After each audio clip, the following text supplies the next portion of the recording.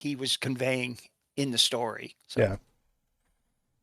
Just the other week, we were having the conversation: did BP actually write the front of the book? So was that was it confirmed? I don't know. I don't. I don't. Oh wow, my like volume is crazy. I don't know if you could call it confirmed, but I mean it sure matches Byron's writing style. It definitely doesn't match Sean or Ted's. I don't even know why it came up as a conversation, but I know it did, and why people would even question it. But I mean, I guess it's good to question everything. Yeah. Well, I think that was the toaster guy that we talked about earlier, that we won't use his name or his ID, but I think he was challenging the idea that remember the contract is something in the contract and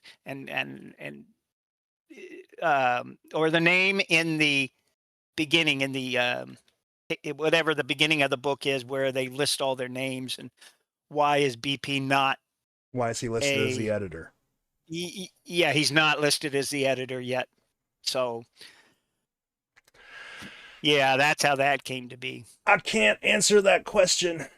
I just know it's, Well, there's some things we just have to assume, like it was his book. It was his book. So unless we can really get somebody, a ghostwriter, to say that he helped with some of the wording or they, whatever, we have to assume that he basically, it was his story, his written words, maybe moderate, Yeah. It seems like if you read some of those old articles, it talks about BP trying to create a new American mythology.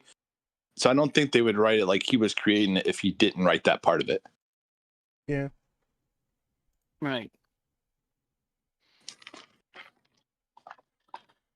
We are streaming, right? So we're on. So if anybody's, I don't know if you guys are looking, I don't have questions on this Discord, so I don't know who's listening and nobody's asking you. Nobody's asking you questions yet. Mainly because we're an hour earlier than we normally do, and this was right. We are. This wasn't announced or anything. This was right. Okay, that's right. Well, that's fine. I'm sure they're not asking me questions, but I'm sure they'll have to find us because they want to. Yeah, kind of. That's kind of how it is. Right, but we're on YouTube and Facebook. Oh, Facebook community. How is that going? I never get over there much anymore. It's the same. Is it the same as it is? Are they, as in general, are they still excited? Yeah. Okay. Last time I was there, I couldn't get the feel for. Oh, I know who I want to ask you about, though. Let me change the subject real quick, and that'll happen a lot. How is Gabby? Sandbooth? Yeah. She's great. She opened a business. That's why she's not around. Okay. She and it keeps her very, very busy. So, are you friends with her on Facebook, or? Because if you are, you'll constantly see her post. Okay. But it's for her business. Yeah. Okay. Good. No, I hadn't chatted, or kind of back 3 or 4 years ago when, all the hell blew up, and then everybody kind of separated a while and laid low and all that kind of crap.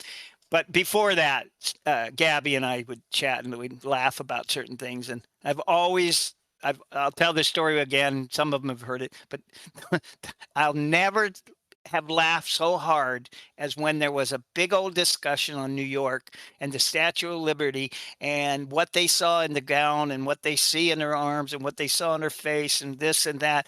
And Gabby's only comment was, all I see is nipples. And I died laughing. I've never forgotten that. And I got to say, every time I look at it, that's what I see. Yeah.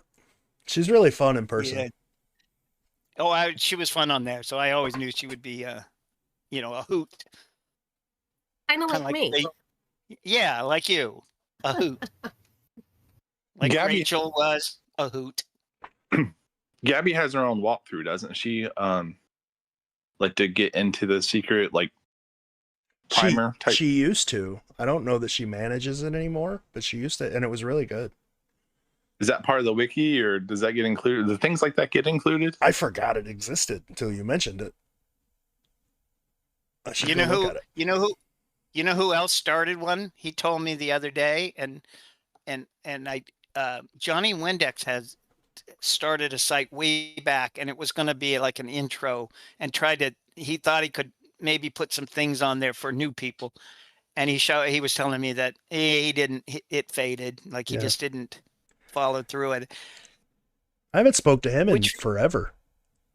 I miss that dude. He pulls away. He and I talk, and I say I don't know if it's a he or she, and I don't know anything more. We're just friends on the thing and back and forth, and we talk about, our mom problems and that kind of stuff more than we talk about the secret. So. I made a joke, and he immediately, like in a mod chat he was a part of, and he immediately left. Yeah. And I was like, well, I think I just made the wrong joke. I always wondered if I pissed him off. I mean, but it was immediate. Like, you made the joke and then he left, and it was like, oh, shit. Oh, I didn't mean that. I don't know. I don't remember him ever telling me exactly what was going on, but except that it was kind of when, you know how we all get to those times when we're really maybe tired of it, or the tired of certain people. Yeah. Because he was kind of watching over that one group that was going, and they were going wild. Reddit too. Yeah. Right? He was the Reddit mod. Right. And that was yeah. So I know that there was some conflict there and stuff like that, but I always had a lot of respect for him. I think he was yeah, I think he's still around. I don't know why he wouldn't at least reach out once in a while. I've told him he should go to Thanksgiving dinner. Yeah. We would show up at your door, and you'd be like, "Oh, I know you, but who are you?" I'm like, I don't know. I don't know him either. So, but I was going to ask you, George, because I know others probably wonder too. Okay, the video you made, and I honestly didn't know who you were talking to when you made that video, but you said it wasn't really for the secret in the end, but wasn't there something? What did you get out of the secret summit that you were trying to say, or is it just not important? It was important, and we made a plan, and the reason I took it down was I'm changing the plan. So my thought was, when I went to the Secret Summit, I saw, like, okay, so it was billed, like, it's gonna sound like I'm bitching about it, but I'm not. It was a lot of fun. Let me say that straight up. It was a lot of fun. It was put out very well. The people who did it was their first time doing a conference. They made a lot of mistakes I don't think they're gonna make in the future, but there was nothing major. Like, it was a fun experience. But what it was billed as was something to help you as a hunter, right? Like, every panel, like, there was a hunt creators panel, which was supposed to introduce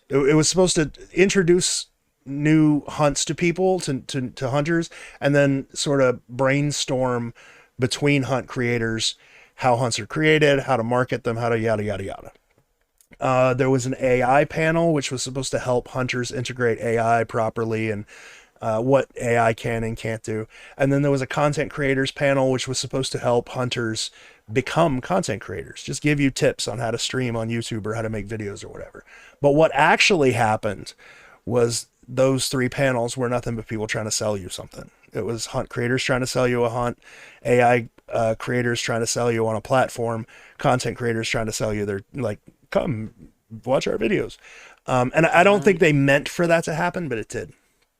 And when I talked to a bunch of hunt creators, and they were like, they all said the same thing, that the biggest problem they have is getting their hunts in front of people, right? So you got these big hunts like John Collins Black's hunt and Posey's hunt and The Secret and all of this, and they kind of drown out these smaller hunts. And generally, what sucks is the smaller hunts are way more fun, Right. But they can't get any traction because nobody's talking about them. So I had this idea of creating a network, like a platform, that would be an introduction to treasure hunting, kind of. You know, like it's a place where new people could go to not just learn about hunts, but learn about how those hunts work, and get an introduction to that hunts community, find links to that hunts content creators, podcasters, whatever, you know. And it was very independent. It was not supposed to have any one person attached to it, like, right? So like it would be almost like 12 Treasures is just 12 Treasures, and then there's me, the guy who maintains it, but I don't really push my opinion on 12 Treasures. I just present facts. It was going to be something like that. It's obviously run by a person, but it's for a community, right? No charging, same as 12 Treasures. You don't get charged for anything. There's no ads, nothing like that. And then what I thought was you would have, like, for each hunt, you could get some content creator, some podcaster or whatever, to explain how to begin that hunt. And there would be like a page on a website with the content creators video, and then links to that content creators community or their stuff. My thought was like it was a way to elevate the treasure hunting community by elevating the different communities within treasure hunting equally. Does that make sense? Yes. It's hard to explain. It's really easy in practice. Like it's easier to show. So yeah. But I started reaching out to content creators, and what I realized was when I tell another podcaster that I want to promote their podcast, they're very excited. But when I tell a podcaster I want them to promote another podcast, they get less excited. So yes, that's where the problem came. I started working with several people who were really, really excited when we were promoting them, less excited when we were promoting someone else. So that's the problem I had. That's what I ran into. Would it be Mysterious Writings? Well, they cover everything, but isn't that kind of like that? Yeah, but they if have you, a hub. I mean, if you go to Mysterious Writings, there's no way, like, the problem with every piece of treasure, confusing. The problem with every piece of treasure hunting content and community and podcaster and website and whatever is they assume their audience already gives a shit and knows what they're doing. You know, if you go to Mysterious Writings and you look at any of their articles, they're all like, let's examine the third line from Justin Posey's poem. But if you're brand new to treasure hunting, that doesn't help you. It just confuses you and makes you think it's too complicated, and it turns you off. I was talking to these new podcasters last week called X Marks the Pod. And I was like, if you want to draw, it's whatever, but, I was like, all of you guys, all of you YouTubers are all fighting over the same audience, right? There's a couple of communities with 3,000 people, and you're all fighting for the views of those 3,000 people instead of looking for new people. And I was like, I said, I don't know anything about Justin Posey's hunt. So I went to YouTube and just searched how to start Justin Posey's hunt or whatever, and nothing came up. And I was like, what you guys need to do is reach out to new people. You need to make like 10-minute videos that introduce people to this hunt. Assume that the people who are watching it know nothing about this hunt, you know? Hopefully they'll do that. I think it'd be cool. But like I said, places like Mysterious Writings don't do that. They assume you already care and that you know what you're doing. And in order to get new people, you can't assume that. Okay, George, this will be a critical, maybe sounding question, but has The Secret done that? No. Have we done that? We haven't. Okay, we haven't, and we haven't done it very good, even on a few tries, maybe on Facebook pages. Yeah. My problem is I think I'm in too deep. Like I don't know how to tell a new person how to start this. There's too much information, you know? And the people who are, what sucks is the people who are trying to reach new people are really bad at it. Cause they're all like, hey, come search for The Secret. What you do is you make a big map and you draw lines and, you know, I don't know. Just draw a clock on. Well, I'm kidding. That was a joke. Yeah, it's real. I think you're right, George. You're right, George. You are too deep. and you know, it kind of isn't your place, or it would be hard to. It's a hard for it, that's one of those things that we all go through where it's hard to remember like 1982 going back, and that there's no internet, and so all those things, so it's hard to get our minds back into the BP thing. So it's the same thing. It's hard for you and hard probably for me, Jay, whoever, the to think like a newbie. You know, newbies, a new person. I can kind of remember when I was a new person, but I can't anymore, really. I mean, I've got some ideas in my head. I've got some stuff in the works to try to set a base, like a base level of knowledge, like a getting started kind of thing. Maybe it'll work. Yeah. Maybe it won't. I don't know. We'll see. Well, you have to try. I mean, if that's what I kind of got out of your video, that even though it wasn't necessarily the secret, but the one little point I picked out was that, okay, so for the secret, if that's the only one I'm concerned about right at this moment, have we done what we keep thinking we need to do for new people? And we all know it's a problem, because even the secret, as small as it is, it's hard to jump in, you know, without catching some flack, Yeah.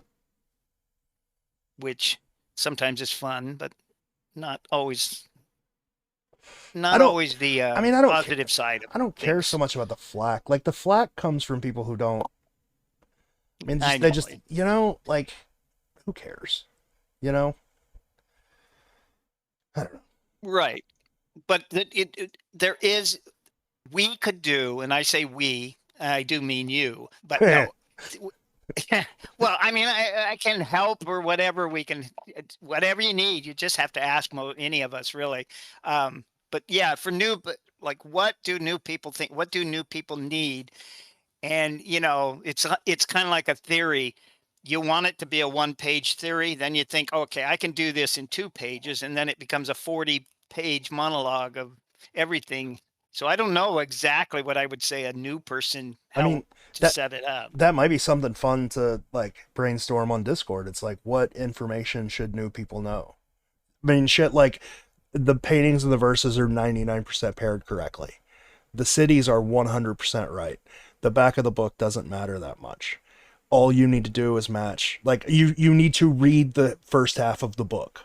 That is your most important first step. Read the first half of the book. Read the story. Yeah. Because the story gives you more information than anybody could on any video. And then go from there. Write that down, because right there is exactly what a lot of people would say. Of course, you know, we might get a question on that, on, you know, check your questions, because somebody, if they heard that, you know, we're going to have a couple, what makes them match and all that. Ugh. The questions And that's are, the hard part. there aren't that many questions so far. Well, we haven't really stirred up the troops, but That's true. the hard part is exactly what you said. Like, they are matched up correctly. Cap 12, and then the butt burn starts, and people who just won't accept 12 are matched up correctly. They want the reason, and in the secret, giving the reason is the hardest part. Like, you know what I mean? Or the cities are wrong, or The but like, cities shouldn't be a deal anymore. I feel like, and this is going to be insulting to some people, and I'm very sorry, but if you're not good enough at puzzles to be able to figure out why the cities are correct, then this is not the puzzle for you. Yeah, Right? I agree. No one should have to agree. prove I that agree to you. completely. Yeah. Right. And maybe that's part the of the first line thing- you need. Yeah. Well, I think Go ahead. George said it before a long time ago. George mentioned, like, part of the problem is, like, when I came in, it was after Expedition Unknown, but I wasn't watching Expedition Unknown. My cousin was, and then she was like, I got to tell you about my new obsession. And I ignored her at first. I was like, I don't know what you're talking about. And then all of a sudden I was like, fine, shut up. I'll just look it up. And that's how I got into Q4T. And then I took the time to, like, read all the Q4T shit early on. And so I got a different introduction to it than the people who, like, by episode 2 or 3 of Expedition Unknown just, like, showed up, but they weren't into puzzles in the first place. Like, arrived, and so now there's, like, some of the new people, I don't know. So we did like a Charleston meetup last weekend, I think, on Byron's birthday. It might have been the weekend before last. I can't remember now.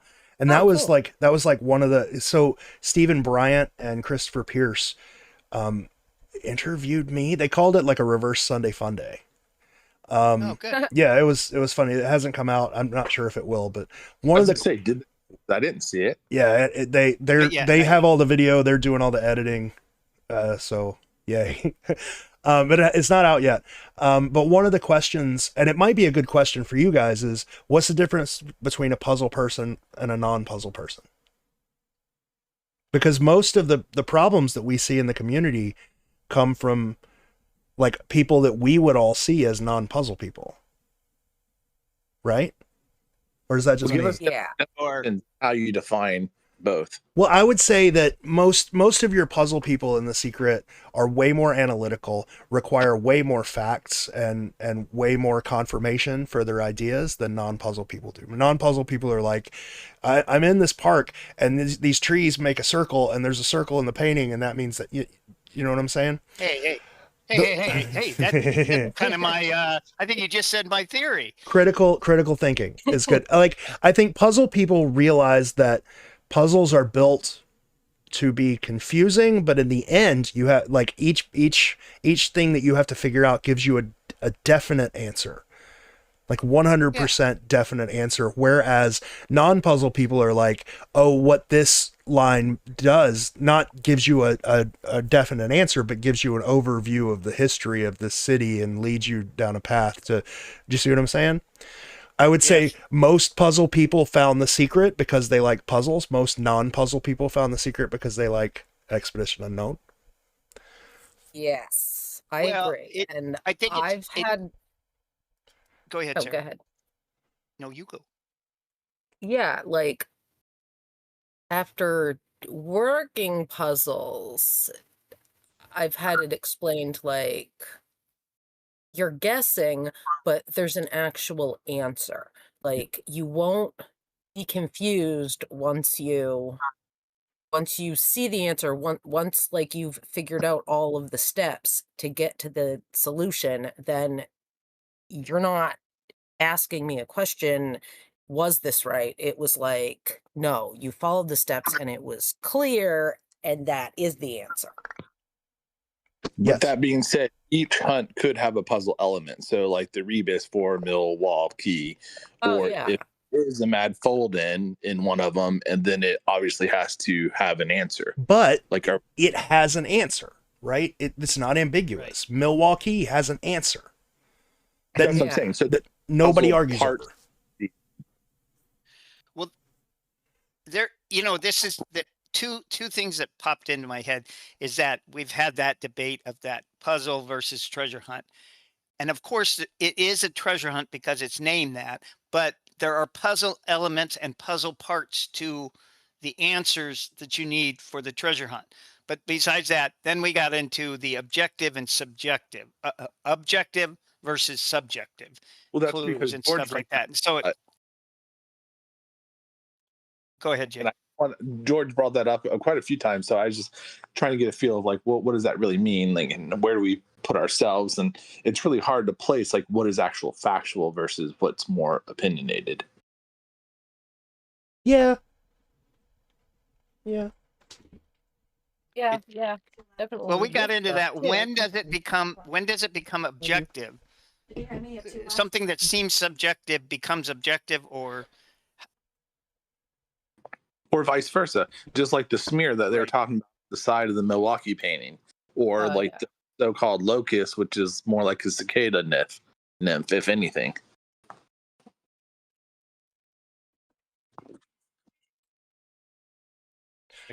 Let me see here. So, I know, I'm like, I got my book out. Oh. So in the comments, we do have a comment. It says, "I don't think you should tell a new person all the known things up front. Figuring things out helps you learn the process." No. That is what led us to where we are now. I knew that would come up. That's the difference between the puzzle people and the Expedition Unknown people, because puzzle people go into it knowing that they're trying to solve a puzzle. Like, they went looking for treasure hunts and puzzles and they knew it existed. And then new people, well, I guess if we're not getting new people from new episodes of television, then there's so many people, so many places you could pull people from. There's so many communities that overlap, like actual treasure hunting communities, metal detectorists, geocachers, puzzle games, like puzzle video games. Like Nancy Drew games that I play, or murder mystery games. Like there's a lot of overlap within the community. I mean, those murder mystery games, they're like best selling, and they are just like The Secret. Mm-hmm. But this would be the but here is me, but the but is with The Secret. There's no write-in, and technically you have to go dig a hole, so it loses some people that way. Yeah. And there's nothing ever confirmed, so I think that's where, even saying the cities are all confirmed, how could they not be by now? And why would anybody not believe that? But they still do. I like I said, if you can just read this book and then look at the 12 puzzles and not know that the cities are correct, we have a base problem with the way you're approaching puzzles. It's not that you're too dumb. It's not that this isn't for you. We're working with a base problem of how to go about solving puzzles. Because the amount of information that's given to you in the front of the book, you have almost half of the cities by the time you're at the end of it. Right. But there's extra cities too. Like, it talks about Toronto. And other cities don't really fit. But most of those are like talked about in context of, like, Toronto, if I'm not mistaken, and I could be wrong, it's been a while. Toronto's talked about in context and lead up to Montreal. Is it something about a horse thief and stealing horses back and forth and leaving California and riding up to Toronto or Vancouver? Sorry, I don't remember. It was Vancouver, not Toronto. What there's Toronto is the Toronto ogre. There was a comment that said, "What would each of you want as a new person on your first day?" I would think knowing the cities would be the cities, the latitude and longitude coordinates.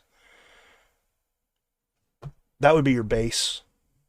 I'd say, like, there's 12 puzzles, match each one with one verse, like the basics that it gives you.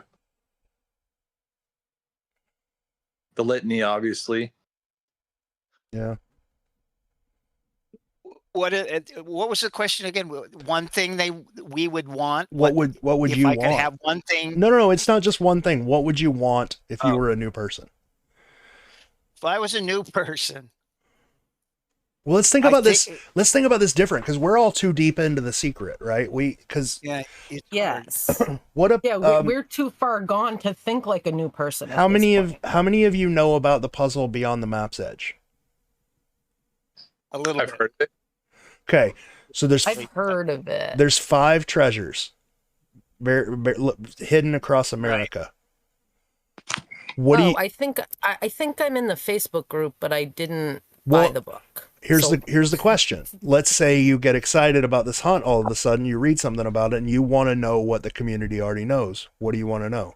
I want to know if they know where the. Okay. I want to know if they already know the city or the cities or states. Oh, okay. Have we already figured that out? Is that the one with the Appalachian Trail box? Yeah, and the Pokemon box. Yeah. Oh, okay. Yeah. Yes. Yeah. So I was interested in the Appalachian Trail box, but I know nothing about it, and I didn't know where to even start to look for it. Probably the Appalachian Trail. Yeah. Yeah. Oh, thanks. Thank you. But like, It's a small little, I think it's a small little line on the map that goes from Yeah, but like, 2,100 miles or so. Maine, yeah. And you can actually start at the Florida Trail all the way in Yeah. Key West and continue if you wanted to. Just saying. but like, I know nothing about. do each of these boxes have an assigned puzzle that you've already figured out? Right, like, kind of like the verses. Do each of the cities already have a verse? Those are definitely two things I would want to know. Well, for the secret, you go back to the absolute page 7 or 8 when it talks about what you need to do to match up the paintings. I mean, that seems like I got the name one of the puzzle question wrong. that. Oh, it's all right. We know. It's somebody said that's the puzzle we're talking about is there's treasure inside, not beyond the map's edge. Whatever. They're the same thing. Yeah, the other one is the other Netflix one is one. the Netflix one, the Force Fen extending up into the Rockies or something. I don't. He seems like a really nice guy, by the way. I got to meet him at the Secret Summit. It's a really nice guy. Well, that's what they say about you, George. They say the same thing. No one says that. You know different, Steve. Yeah, I know. No. But everybody's a nice guy when they're not talking to him. No, I'm sure he's a nice guy. He did, it's a Netflix thing, and I don't know if he's making money. He doesn't have the secret yacht like you do, but he's got money. He must. I gathered that They both do. Both of those guys have money. He bought all that stuff to put in those boxes. I watched Netflix once. He's like a developer. I want to say he was like involved in Facebook or Google or something, and then sold all of his stocks and started his own company. Something like that. Yeah. And then the other guy, John Collins Black, was a Bitcoin dude. Yeah. Yes. Now it rings a bell. I've forgotten since, but back to the question was, what would we want? Well, it seems like it on page 8, it talks about the matching up of one painting to one verse, or so it's always the one thing that so then the city.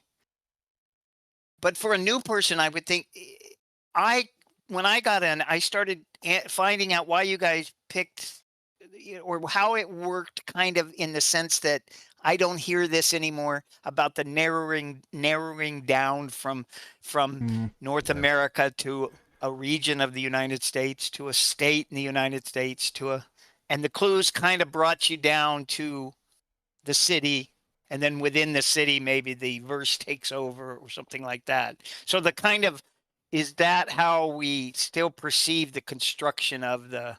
I don't think so. I think the community's understanding of the puzzle has changed, especially with John being more open and talking about it.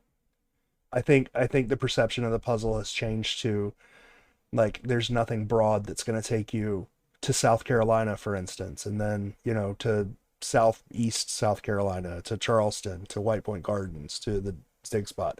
I think consensus is now, you should figure out it's White Point Gardens. You should figure out it's Charleston. Like, the painting tells you it's Charleston, then you figure out it's White Point Gardens. The painting tells you it's Roanoke, and then you figure out wherever the hell on Roanoke it is. The painting tells you it's Chicago, and then you figure out. Go ahead, sorry. And then it's still not there, and we don't get casks. Exactly. I would say I've noticed that the painting, because John has... Now I'm going to call him John. Go ahead. No, JJP. No, since JJP has kind of come out of the closet with this, and the sketches and blah blah blah blah. It seems like everybody is really focused on the paintings being more important, more. I don't know. I think people more than it was when I first started. Say 4, 5, 6 years ago. Always been focused on the paintings, especially. I think. We go back to the puzzle people, non-puzzle people. I think puzzle people are focused on words because that's what most puzzles and most problems are, is words. Okay. And non-puzzle people are more focused on the paintings because visual is easier to grasp than... Because, like, word puzzles have techniques that you have to know, But visual puzzles are just highlights magazines, like find the shape in the tree, you know? So it's easier. It's easier to focus on. It's easier to lose yourself in. I don't know if that's wrong, Okay. but that's the way I feel. No. So I would you mean- think the new people are just gravitating towards the paintings because they're being talked about? I think it's because they're easier. More They're now? easier to make a And puzzle easy. out of. Oh, Like, I think if I Sorry, if I'm not. I have to get this. I think they're easier to make a puzzle out of. You can look at these paintings and see there's obviously something hidden in them, and it's easier for your brain to start making connections than it is when you read words. Like when you read May 1913, it's not as puzzling as, you know, the shape of Fort Sumter or whatever. I don't know. I think Yeah, I think no, I get that. I get that. I think the first thing that I would tell people to do right away as a new person, before you even look at the paintings and the verses, is to read the book like a book. It's a book. Read it like a Yes. book. Don't read it like it's a puzzle. Read it like it's a book. Because a lot of the problems that we have and a lot of the problems we've had in this puzzle for a very, very long time is that people read the book like it's a puzzle, and every line in like the story portion of the book has meaning. That's where we lose people with the, you know, match one painting to one verse, or fairy secrets come in twos, right? Like fairy secrets come in twos seems like a very puzzling, like you could attribute anything to that unless you read the book and know what it means in context. You know, it's a painting and a right. verse too. Context. That is the key word Yeah, for but new people. but if Understand what context means. yeah, but if you read the book like it's a puzzle, there's no context because you're analyzing line for line instead of analyzing what the point the book is trying to get across to you. Some guy. I'm actually just. He's going to be on the YouTube because I just sent him a thing saying tune it on so you can listen. But I think it's Tiki Tom got into. He said he hadn't read the book, and I jumped on it. I kind of said, but it was funny because he goes, I have an idea, and I want to prove the idea that you don't need to read the book to solve the puzzle or the treasure hunt kind of thing. And it's kind of funny because it's like, yeah, we do need somebody to solve one without reading the front to prove that point. What- Kind of like we need somebody to use the back of the book to solve one It to wouldn't prove that point. but- even prove it now because Right. because all of the information from the front of the book to all of the in-depth hunters is already known. It's already Yeah, stuff there's that we stuff talk that- about constantly. Right. So yeah, you could jump in and just read the community for a little bit, get the basic information and solve one, and then be like, well, I've never even looked at the book. You know, it doesn't matter. Same with the I know, back. you missed the context. People stretch the back so damn much that Yeah. you can connect that shit to anything. Yeah. I mean, imagine that's my shtick. Imagine if I don't- Jason Krupat was a back of the book guy.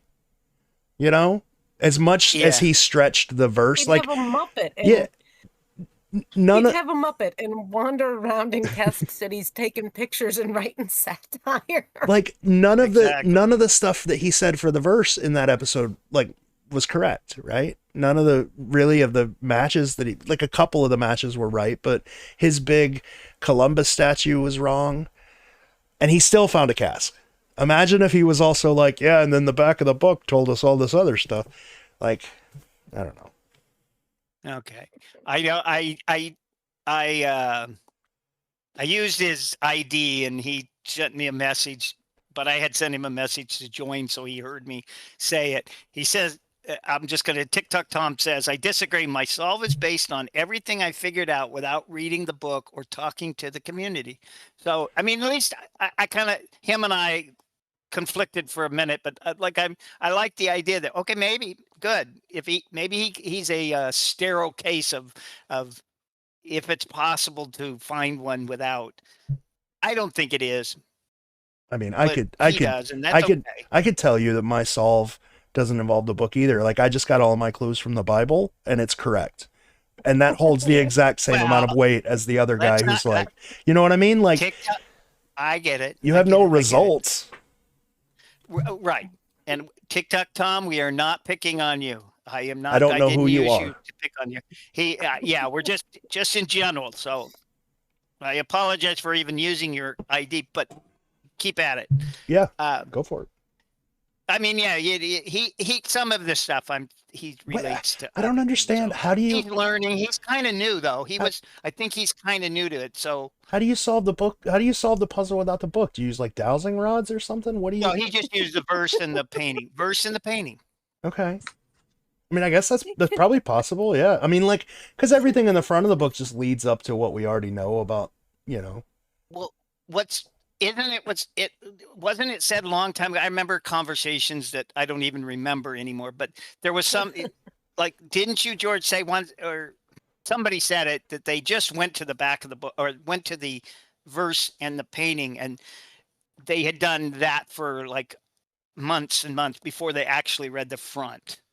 And then they realized that there was a little bit to the front. I think that was everybody. You know what I mean? Like back in the Well, day. I didn't want to admit it, but Yeah. don't we all kind of go to the back part or the middle there, and then realize the litany is more important than we even gave it credit for the first time we looked at it. So it's I don't think possible. I even looked at it until like, I don't know, 2 or 3 years ago. Right. Well, I mean, there was so much of a push for the longest time. Like I think people were combating back of the book people by saying all you need is a painting and a verse. That was the big thing for a very long time, until everybody started realizing like we've come to all of this information by brute force, and if we had just read the front of the book, it would have given it to us a lot sooner. Well, there's some weeding out to do. Yeah. Well, I think Native American areas don't match up exactly. Yeah. But it gets gets you close. Oh. Like it gets you close enough to where you have a starting ground. Until you argue that certain groups like are in New York because the front of the book mentions the Dutch being in New York. Yeah, that's stuff you would have to figure out.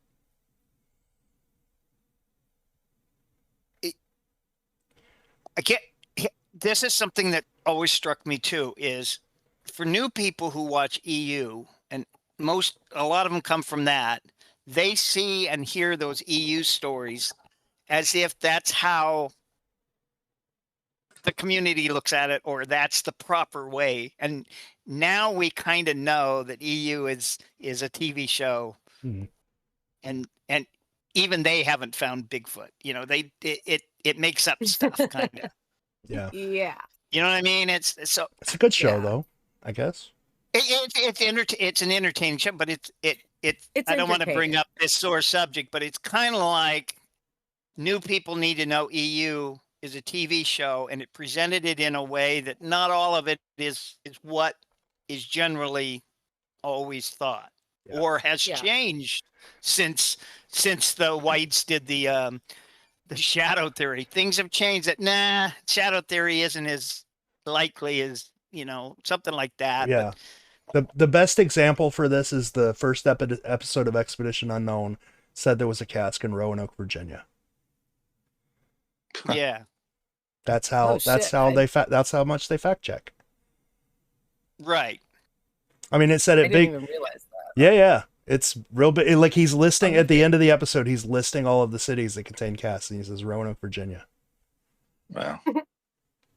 Right, and so in somewhere written, or in this, for new people, those kind of things need to be clarified, I guess. Oh yeah, which is a big task. Go ahead. See, you said that about Roanoke, Virginia, but I happened to be watching one of those Bigfoot shows, and it was when I still worked at the vet's office, and I remember they were like talking about Bigfoots, and then these dudes are going out into the woods to hunt for Bigfoots, and they have blood sample vials because I guess they were in case they got a DNA sample, and it had like an anticoagulant in the bottom of the tube, and they were like, that just means you don't have to refrigerate it, and it was just like bunk junk science facts that they were presenting, but at the time when I worked at the vet's office, I knew that that was completely false. So, like, you guys that have done this forever would have known the bullshit part of Expedition Unknown, secret related, when the episodes came out. I mean, when the episodes came out, we were just like, oh, look, it's my friend Brian. Hi, Brian. Look, Brian's on TV. Yeah. I mean, but not really, because until JJP came on there and said, well, that's not what I painted. That's not her face. How would we have... Yeah. Like, there's no one to confirm anything. I mean, there is, but I mean, yes and no. Oh, okay. Well, that's cool too. Rob Caragulio is asking us why we're separating EU from puzzle people. We're not. We're separating puzzle people from non-puzzle people and saying non-puzzle people generally come from EU, and this is a perfect example of why context matters. Yes, that. Right. And even if they think they're a puzzle person, but they watch EU and somehow they formed an impression from that's how the puzzles work. It gets all mixed up. Yeah. Right. It just gets all haywire somehow. But then again, who's to say or confirm how the puzzles actually do work? Well, I mean, I do. Yeah, it's totally me. I thought I was the god of the secret. You are. But Matt, like, I mean, want Matt's opinion. I think we would all agree that there's a base, like, collection of facts about the secret that none of us dispute. And really, Expedition Unknown got a lot of that wrong. Could we agree on those things now? Like, what are these bases? The puzzle book is split into two sections. One section has to do with the secret, one section does not. Can we agree on that? Right. I could agree on that it's not needed, but I could also see if Byron Preiss was the editor, that he may have taken inspiration from the back. Let me rephrase. Can we all agree that Byron Preiss, the writers of the back of the book, and the Japanese book all says that the front of the book is the treasure hunt and the back of the book is not applicable to the treasure hunt? Can we agree with that? That's not needed, correct? It's not applicable. Yes. We're not changing words. It's not applicable. I don't think I'd agree with that. All right. Well, then let me ask you a question. Why would you work on a puzzle where the author lies to you? I don't think you need it to do the hunt. But that's not what he said. He says it's not applicable. It's like in the Japanese book. It was really, really clearly. Front of the book contains the treasure hunt. Back of the book is a fun and wacky adventure into the history of fairies. Which relates to the front. No, it doesn't say that at all. And Joellen's like, Byron had no say in my art. And Ben said Byron had no say in his art. Like, I don't understand. I don't understand why, like, I don't understand how more clear this could get. Well, and we do have Joellen's notes that has his comments to her. So I'm not saying that he gave her implicit instructions, but there were suggestions. Yeah, but most of the suggestions didn't even make the book. Like, a lot of the suggestions didn't even make. They didn't make the like the, what was it, the black African fairy didn't. That's in a painting.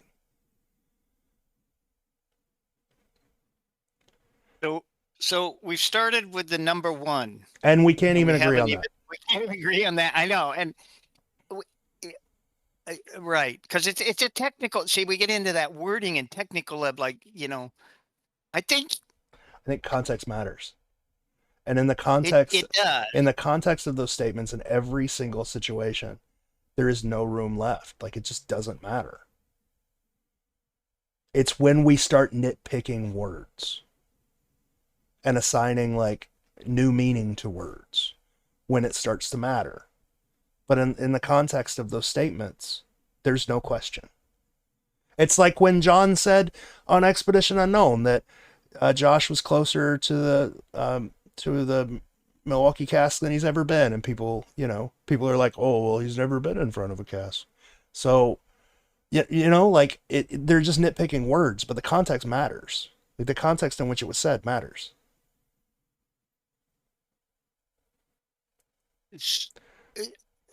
So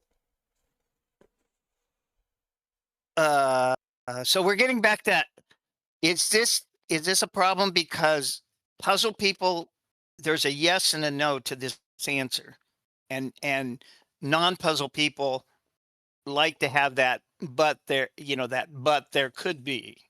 I mean, I'm not gonna say no. I'm not gonna agree with that, but I don't know. Well, is there an answer to what your question was? Is there a yes or no? To whether the back of the book is important? Is there? Well, there's two separate parts of the book. We can agree on that. Yes. I assume. Right. Do we need an answer to, does the back of the book have anything remote, anything possible? Do we need that answer? Probably not, right? I think it really just depends on who you're talking to, right? Like some people are going to use stuff from the back of the book, but they're going to be reaching for shit that always, without exception, every single time, they're reaching for stuff to confirm things that we already know. Okay. And then no one who uses the back of the book, no two people can ever agree on any one thing. Ever. Okay. If you were writing it to a new person, if we were going back to being a very new person, introductory paragraph, the first paragraph, how would you answer that then? Would you put, there's two sections of the book, and there's the treasure hunt part, and then there's the back of the book of Fair Folk Guide, boom. And then would you put an asterisk and say, it doesn't appear that the back of the book via BP's article is needed. I would be factual with people. Yeah. I think facts are important, and I would say that there are two parts of this book, the front of the book and the back of the book, and every single person who's worked on the back of the book has said in some context that the back of the book is not important. Right. Okay. I think that's it right there. That's what a new person needs to do. Then they can take that statement, and if they want to go, right, if they want to use it or don't use it, yeah, and it's up to them. But I think that's fair enough statement to say, boom.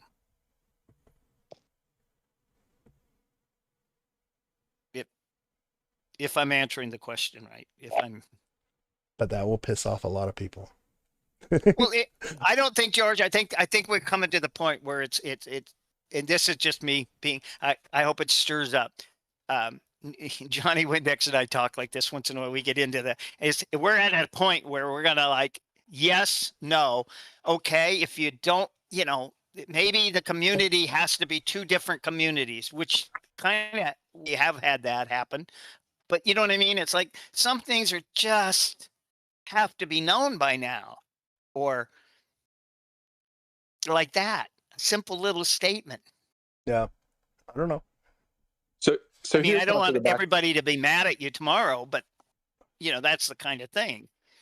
So here's one for the back of the book. And again, I'm not saying that it has any answers back there or that it's required, but Phantasmagoria, for example, it talks about the Rhine Maidens and Wagner's opera, which they're featured in. It also talks about the whole thing's about performing arts and culture. And then whenever you look at the puzzle, it highlights the laureate statue, which is in her hair, which is at the Marcus Performing Arts Hall. It talks about drumming. It talks about silently playing. It keeps bringing up a lot of musical performing stuff. You have a juggler who's a performer front and center, and she's juggling items that make a ring, which could relate back to Wagner's ring. Joe Allen's notes also mention Wagner's opera. So, I mean, to me, it seems like there was a correlation. And so two things real quick. I keep wincing because I'm pretty sure it's Wagner. And two, all of those things that you said could be directly attributed to the Philharmonic Orc as well. Just right off the bat. Every single example that you use. Or specifically call out Wagner or Wagner, however you want to say it, and the Rhine Maidens? No, but how is Wagner important to? Why would he put it in his notes to Joe Ellen? I don't know. I don't know. We talked about the city. But just because Joe Ellen is also working on the back of the book. So if he wants to have Joe Ellen, was it for the Philharmonic or was it for the Phantasmagoria that the note was given? I don't know. It doesn't say that. Okay. I'm just saying, if he took inspiration from the Fair Folk. It was a notes, though, for the cask. It was a notes for the cask? There was something about Wagner. I don't remember. Right? I don't. It was Rackham's illustration of Wagner's opera. I don't know. That was little notes under each of the puzzle. I just think it's funny that, between the verse and the painting for that one, he calls out a lot of cultural type things. And for Milwaukee to be celebrated as the German Athens because of its culture and performing arts, I mean, I feel like it all kind of ties together. I don't know. Without like. Okay.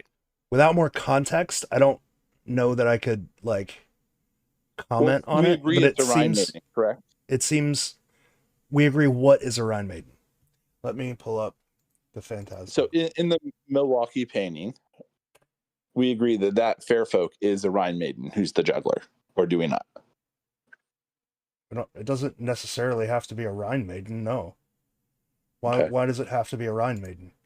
Why can't it just be a juggler? No. Well, it's what about okay. Let me. Oh, go ahead. Go ahead, Sarah. On the casks, well, which one do we think ties to the Milwaukee painting?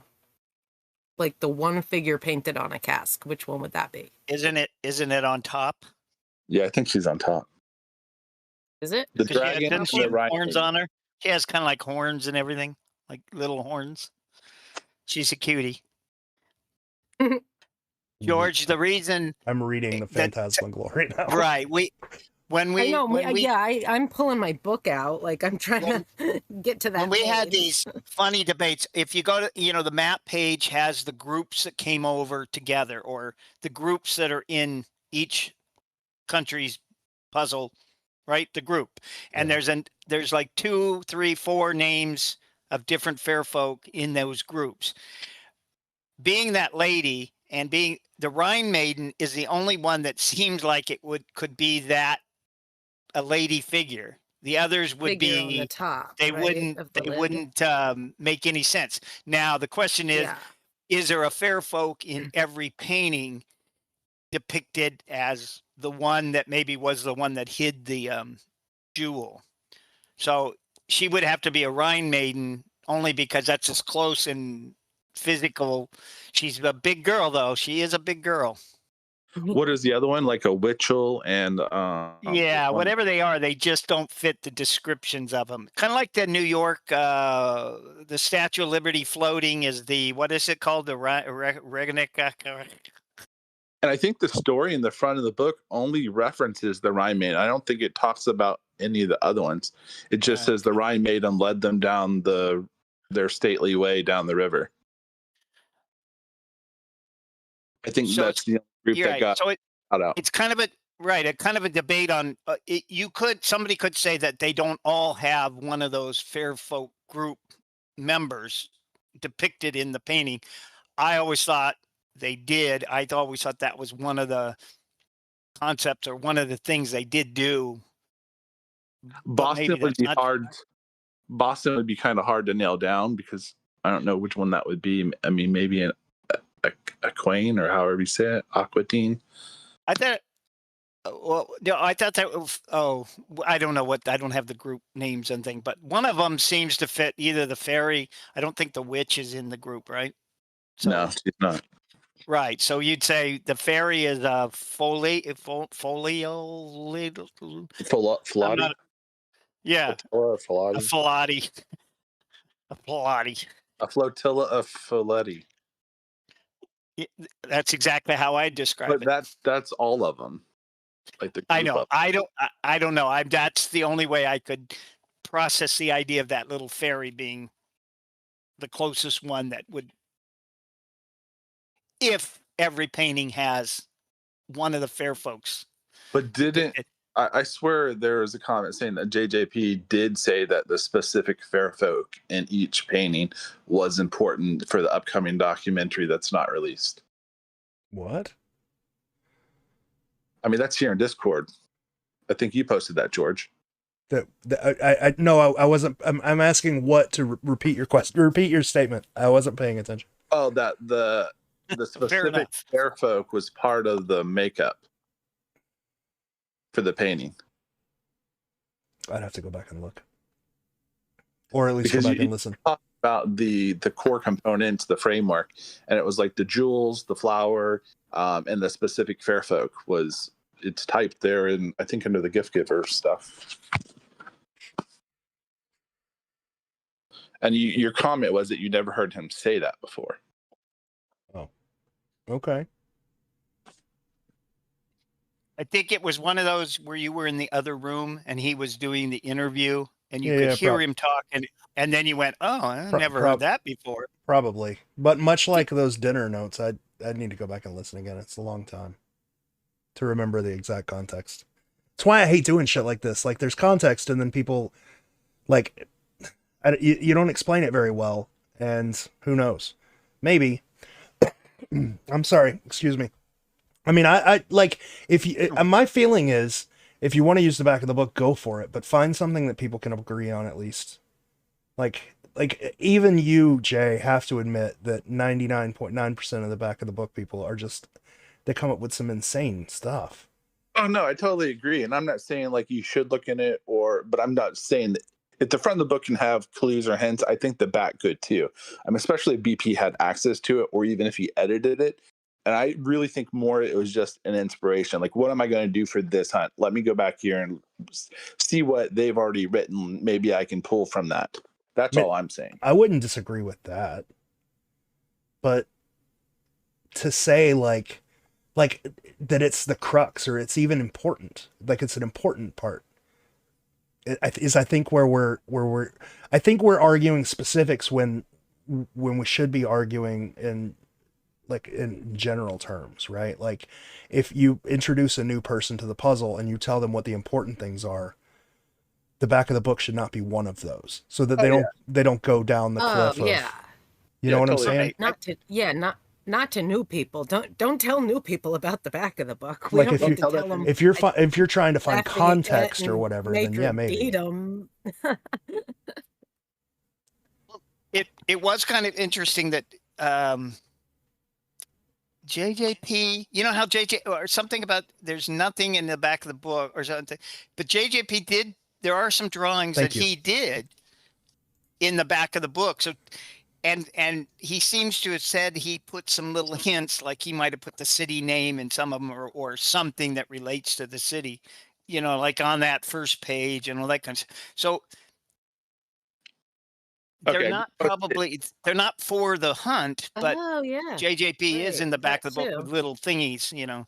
Thank you for posting that. I remember that. If I had to make a guess, I would say he was talking about immigration, the specific fair folks immigration. But that is my guess, because now that when you posted that and I was able to read it, I do remember he just said the specific fair folk. Something posted, I can't see it. I don't know where I should be looking. It's in chat. It's in the Discord chat. Remember the chat? Yeah. Chat thing that I never figured out. Oh, okay. I never remember to open it. That's the thing. I think it just disappears on my end until I move my.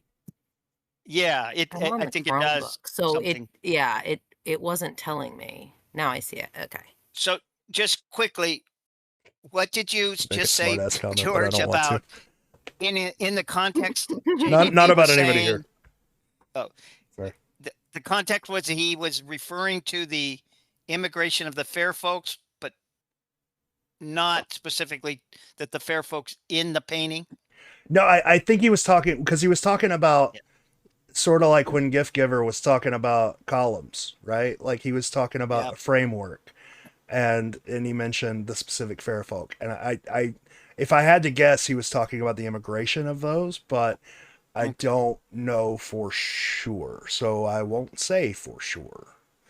No, yeah, that's fine. Fine. Make of it. Interesting, That's though. why I put make of it what you will. Yeah. I just thought you said that because that's how Renovator talks. I'm just kidding. Your mileage may vary. Yes.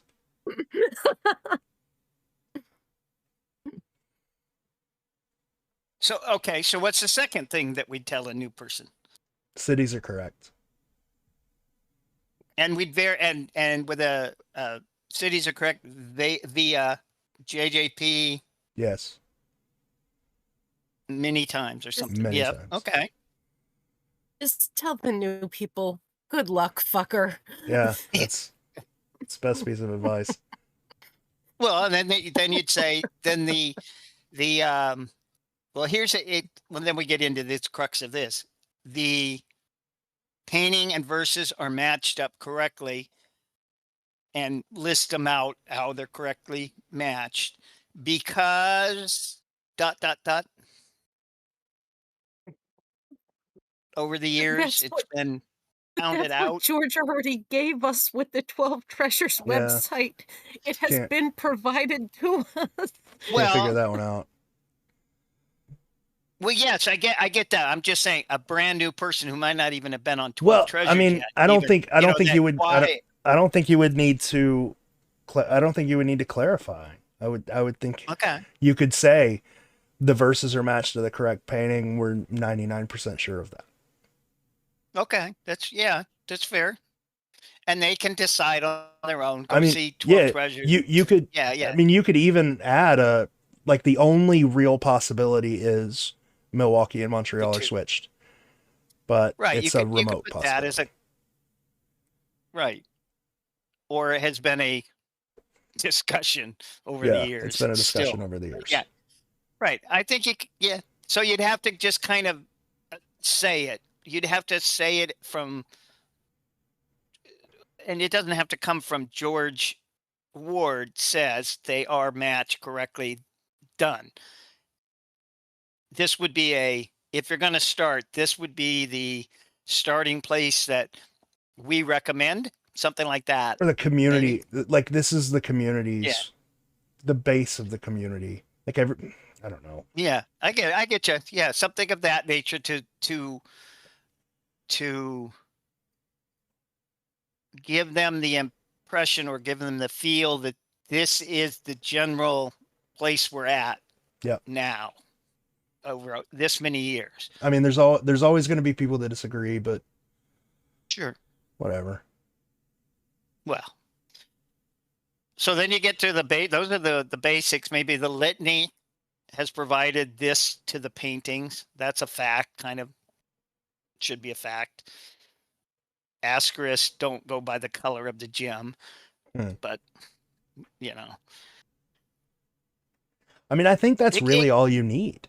Those three base facts, or community, if you could- community derived opinions. I think that's where the most basic of the beginning is for a new person. I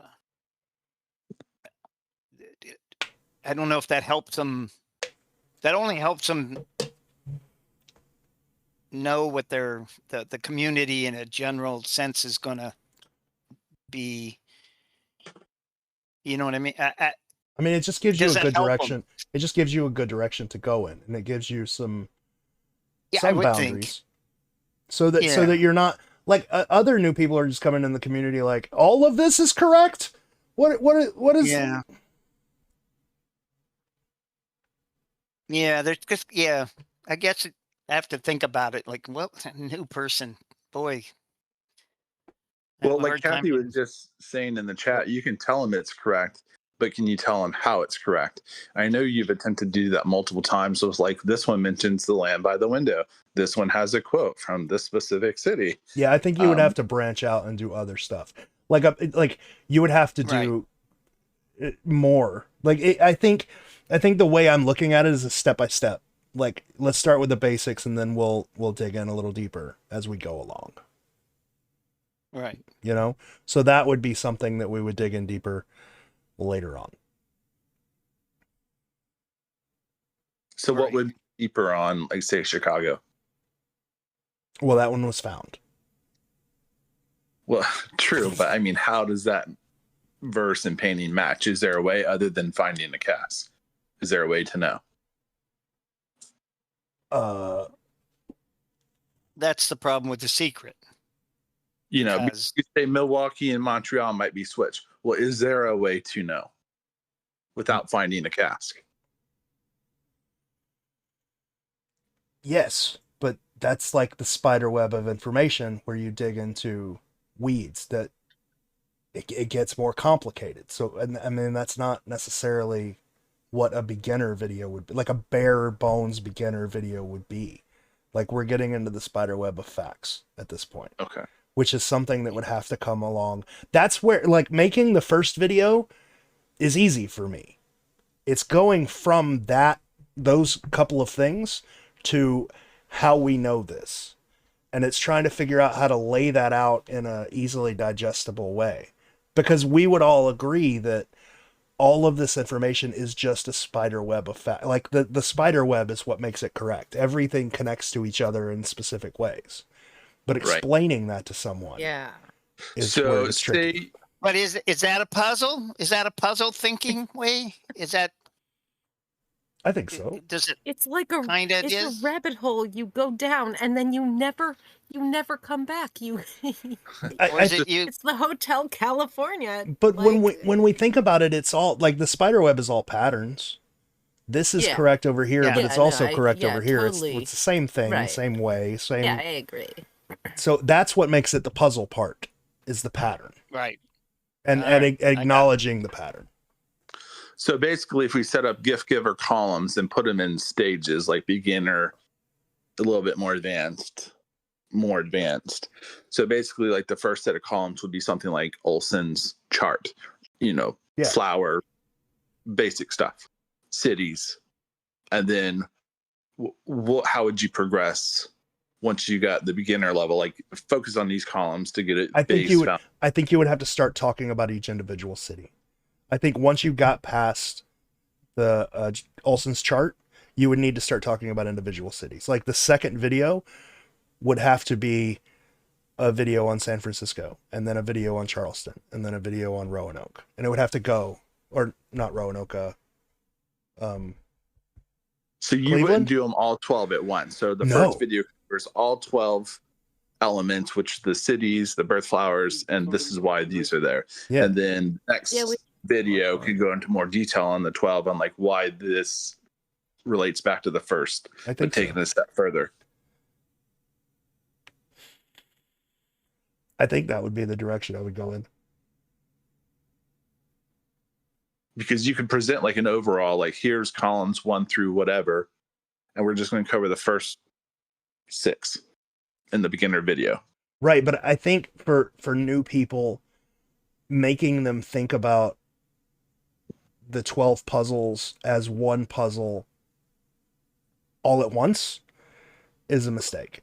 You'll lose people. You'll lose people in the weeds. I think making them see each individual puzzle and then think about each of those after they understand them, making them think about them as a whole would help a lot more.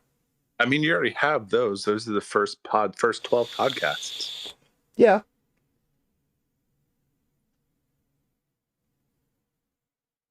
But could we condense those hour-long podcasts down into a 15-minute video? Yeah, we could do that.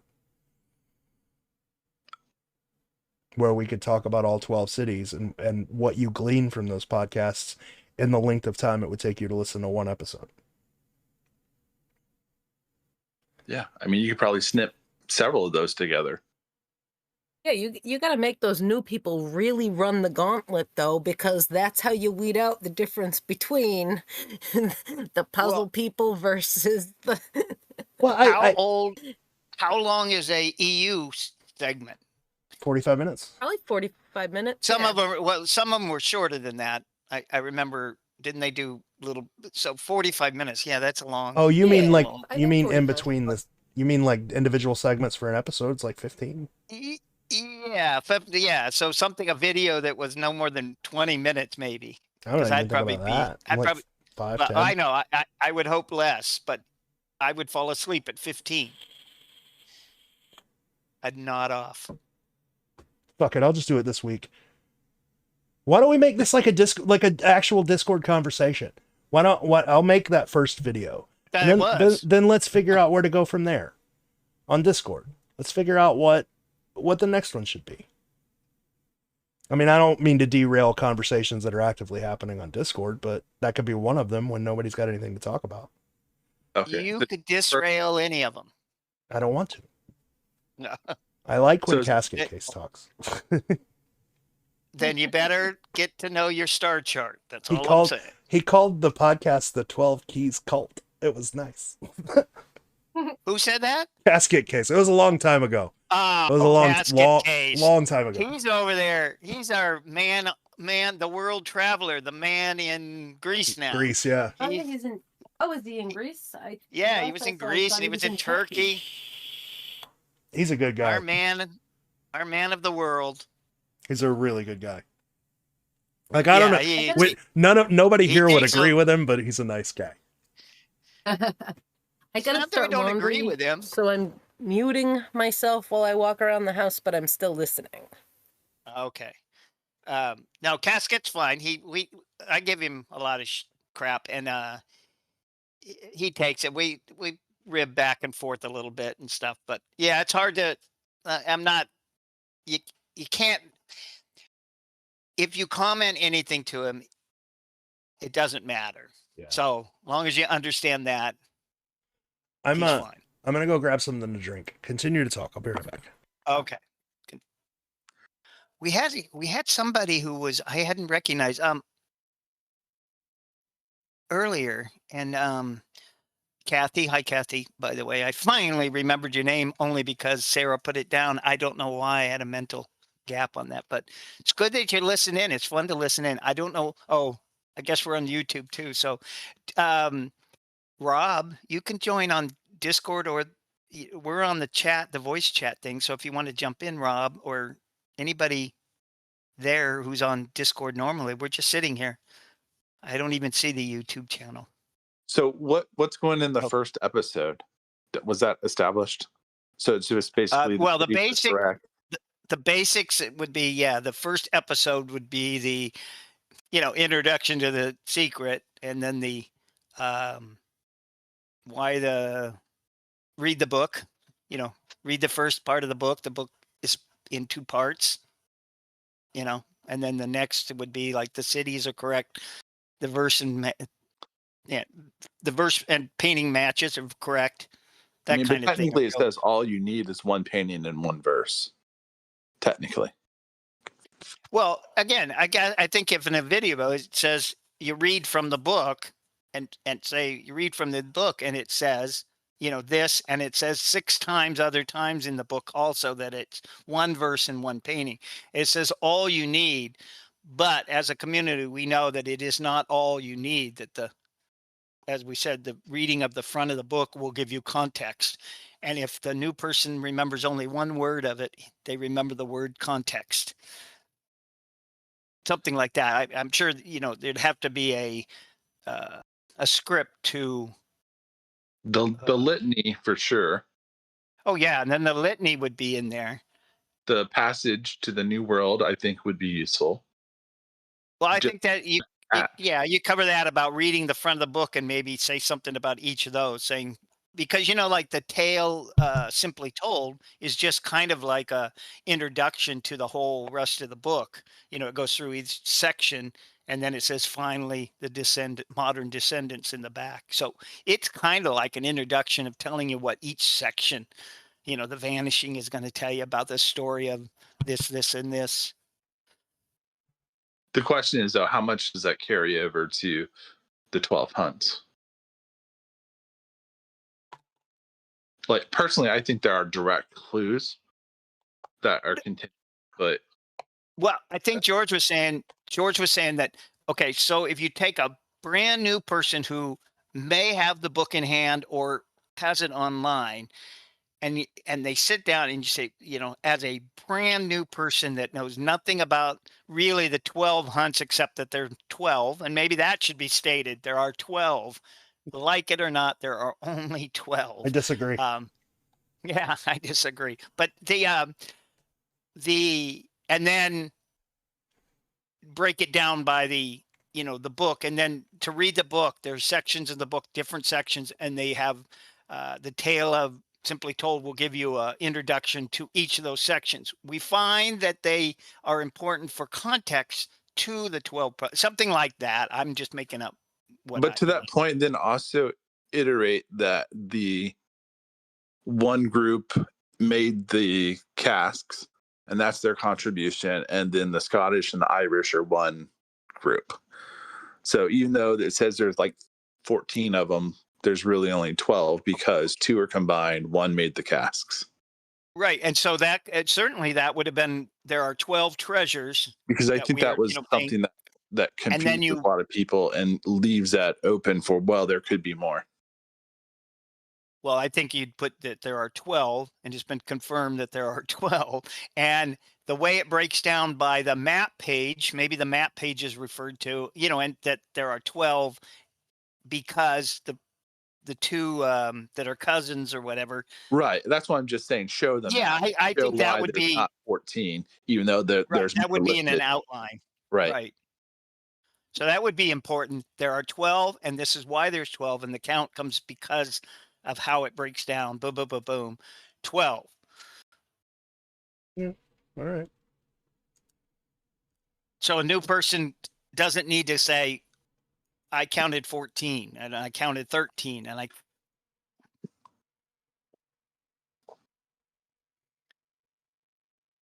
will add that to the list. I'm just saying the front of the book directly says that the 2 are one people, they're from 2 nations or something. Right. That's right. I think he was saying come up a lot, and you have to explain it a lot to new people. Like, well, really, those 2 are just one puzzle hunt, whatever. Why is there just 12? I think the question would be like, when they ask, how do you know there are only 12? Because I've counted 13 groups or 14 or whatever. And we know that because of the context of the passage or section that it's in there. I don't know. Is that in the litany or is it just? I don't know, Jay. Somewhere there. Yeah, it's in there. It's in there. But that would be why it's important to read that front of it for the context of 12. There are 12 treasures, and don't be in denial. There are only 12 because this is how the groups, work out. 1, 2, 3, 4, 5, 6, 7, 8, 9, 10, 11, 12.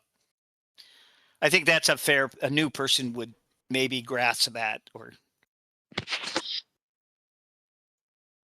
I think another thing to put in there is like, why are they numbered? Why are there clocks? Why are there months? And who knows? Well, the month for the birthstone, yes, but the clocks, like, who knows? It's a useful way to categorize them and number them. You get into this one thing that always bugs me about, not that it bugs me, but the paintings have 1 through 12. We could come up with, we could agree on that, right? 1 through 12, being that they're months by showing objects or a clock face, 1 through 12. The verses technically don't have numbers, but we use those. So for a new person, you might have to have a little sub thing that explains why we call it verse 1, but there's no really official verse 1. Does that make sense? No, that makes sense. Yeah. Yeah. It would. I always think it should be called the Houston verse because, once you match them up, then it becomes the Houston or the Ruby verse. I don't know, I always remember them by the first line they start with. I have to look every other time. If I'm not mistaken, they are numbered in the Japanese book, though. And if it helps, In the Japanese, we well, got that right. right. Yeah, you got that right. I mean, Yeah, because they're numbered in the Japanese book. right. So the book order, you know, because we use that term book order, and some people still use the painting order. And that to me is confusing when I was a new person. The painting order, the month order, or the month, and then, you know.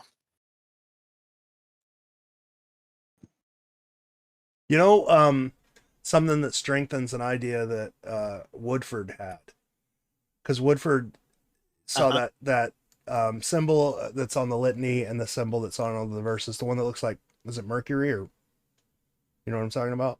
Wait a minute. Where's The person I touching thought- yeah. Yes.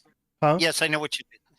That The also one with the that also gem. exists in the Japanese book for the verses. where Where they she's kind of flying with the gem Yeah. up in the air. they Yeah. they change art constantly in the Japanese book. Constantly there's fair folk that in English version they're one fair folk, and they've taken that image and put it with a completely different fair folk. They swap around I all saw kinds that. of art that is consistent. Wait, what image are we talking about? Look at any It's- of the verse pages. Yeah, And that it's the- image is on those. Yeah. But how much change did they do to the front, especially with the puzzles versus the back? I mean, they said Japanese people really wouldn't get it. They've even added new fair folk. So the front of the book was changed a little. A lot of it was, it's sort of summarized. It tells the same story but in a different way. Does it make sense? Like, it's not really summarized because it's about the same length, but it's not exactly like word for word. Right. But I Translated. mean, that's just a translation thing. Yep. It's not, I think he even says in the back, well, a lot of this culture or stuff Japanese people wouldn't get. Yeah. Because it's culture and politics versus a story narrative that wouldn't really change. Yeah. So the back of the book is completely different. Like almost all of them are completely different. I'm not going to say all of them because I didn't look that deep, but almost all of them are completely different. They're not even summaries of what the American they don't match at all. You know, it seems like they took the name of the fair folk from the English version. Sometimes gave it a slightly different name, sometimes didn't, but just made up their own mythology based on that. But the front of the book, yeah, it's pretty similar. Some of it's exact. But most of it's I mean, just that makes pretty sense because it doesn't have cultural references or Nope. satire in it. It's just it's just a story. The page 19 picture is on every page in the Japanese version. I'm Now I got to go look at page 9. I'm trying to follow along. Hang on. Okay, yeah, page 19 in the black book. I think they're just saying the same as the English edition. There's a new guy. There's a new person on Discord Yes. there. Yes. If you want to speak, just jump in at any point and ask, because we're not. Do we have a new So person? I don't know you Oh, because yeah, I don't know the name and I don't There's recognize some the pizza thing. So person hanging out. There if was you some wanna- other person here before. yeah, if you want to say, oh, here you Oh, go. they just Maybe say- unmuted. Oh, yeah. That's great. Okay, go. Hey, George, it's Scott Stewart. Oh, okay. It's Scott. Hi, Scott. How you doing? Scott's a nice guy. You guys will like Scott. We'll be Yeah, I'm the one that we'll posted. decide that. Yeah, I'm the one that posted that.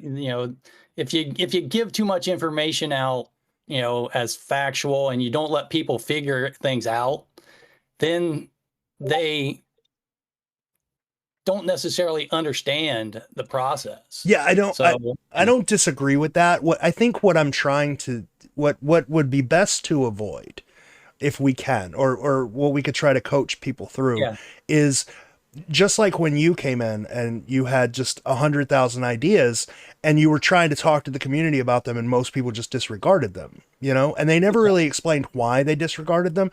But over time you learned, like you made a fundamental mistake here and this is why this was disregarded. So I think just teaching people what those fundamental mistakes that new people make are and addressing them right out of the bat will not really, and I'm not trying to like shape the puzzle. I'm not trying to I got you. build a map for anybody. I'm just trying to get it to where new people can hit the ground running and not get discouraged, because most probably, like, you look at the group now and we've got 18,000 members and probably 100 people post regularly. And I think one of the main problems is people come in and they're very excited and they have all these ideas and they post all these ideas and they're ignored, or people just jump on them and tell them how wrong they are. That discourages them and then they leave. They don't want to interact with the community again.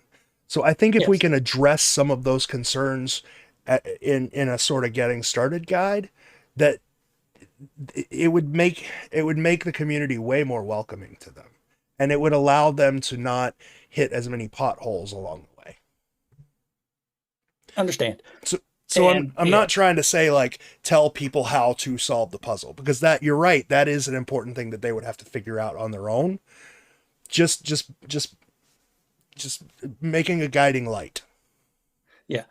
I would suggest then that if you're planning to do it that way, that any information you give out, you give a reference within the book, a page, a section, something, like, especially when you start talking about, how the jewels are matched, or how, the flowers are matched. I don't disagree with there's you. a specific page that breaks that down, and how it ties that, 80% solution, which is what I found in the whole book, is nothing is 100% correct.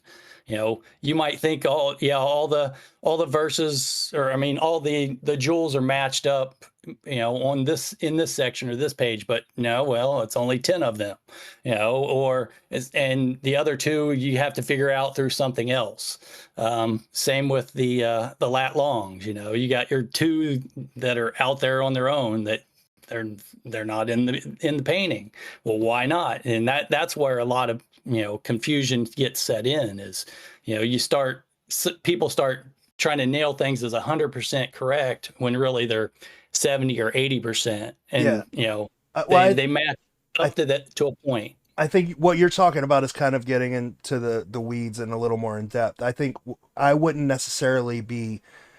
don't think new people necessarily need to know the patterns. They need to know the result of those patterns.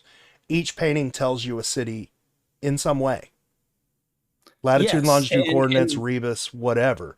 In some way, it tells you a city. So each painting tells you a city is something you could do in the beginning.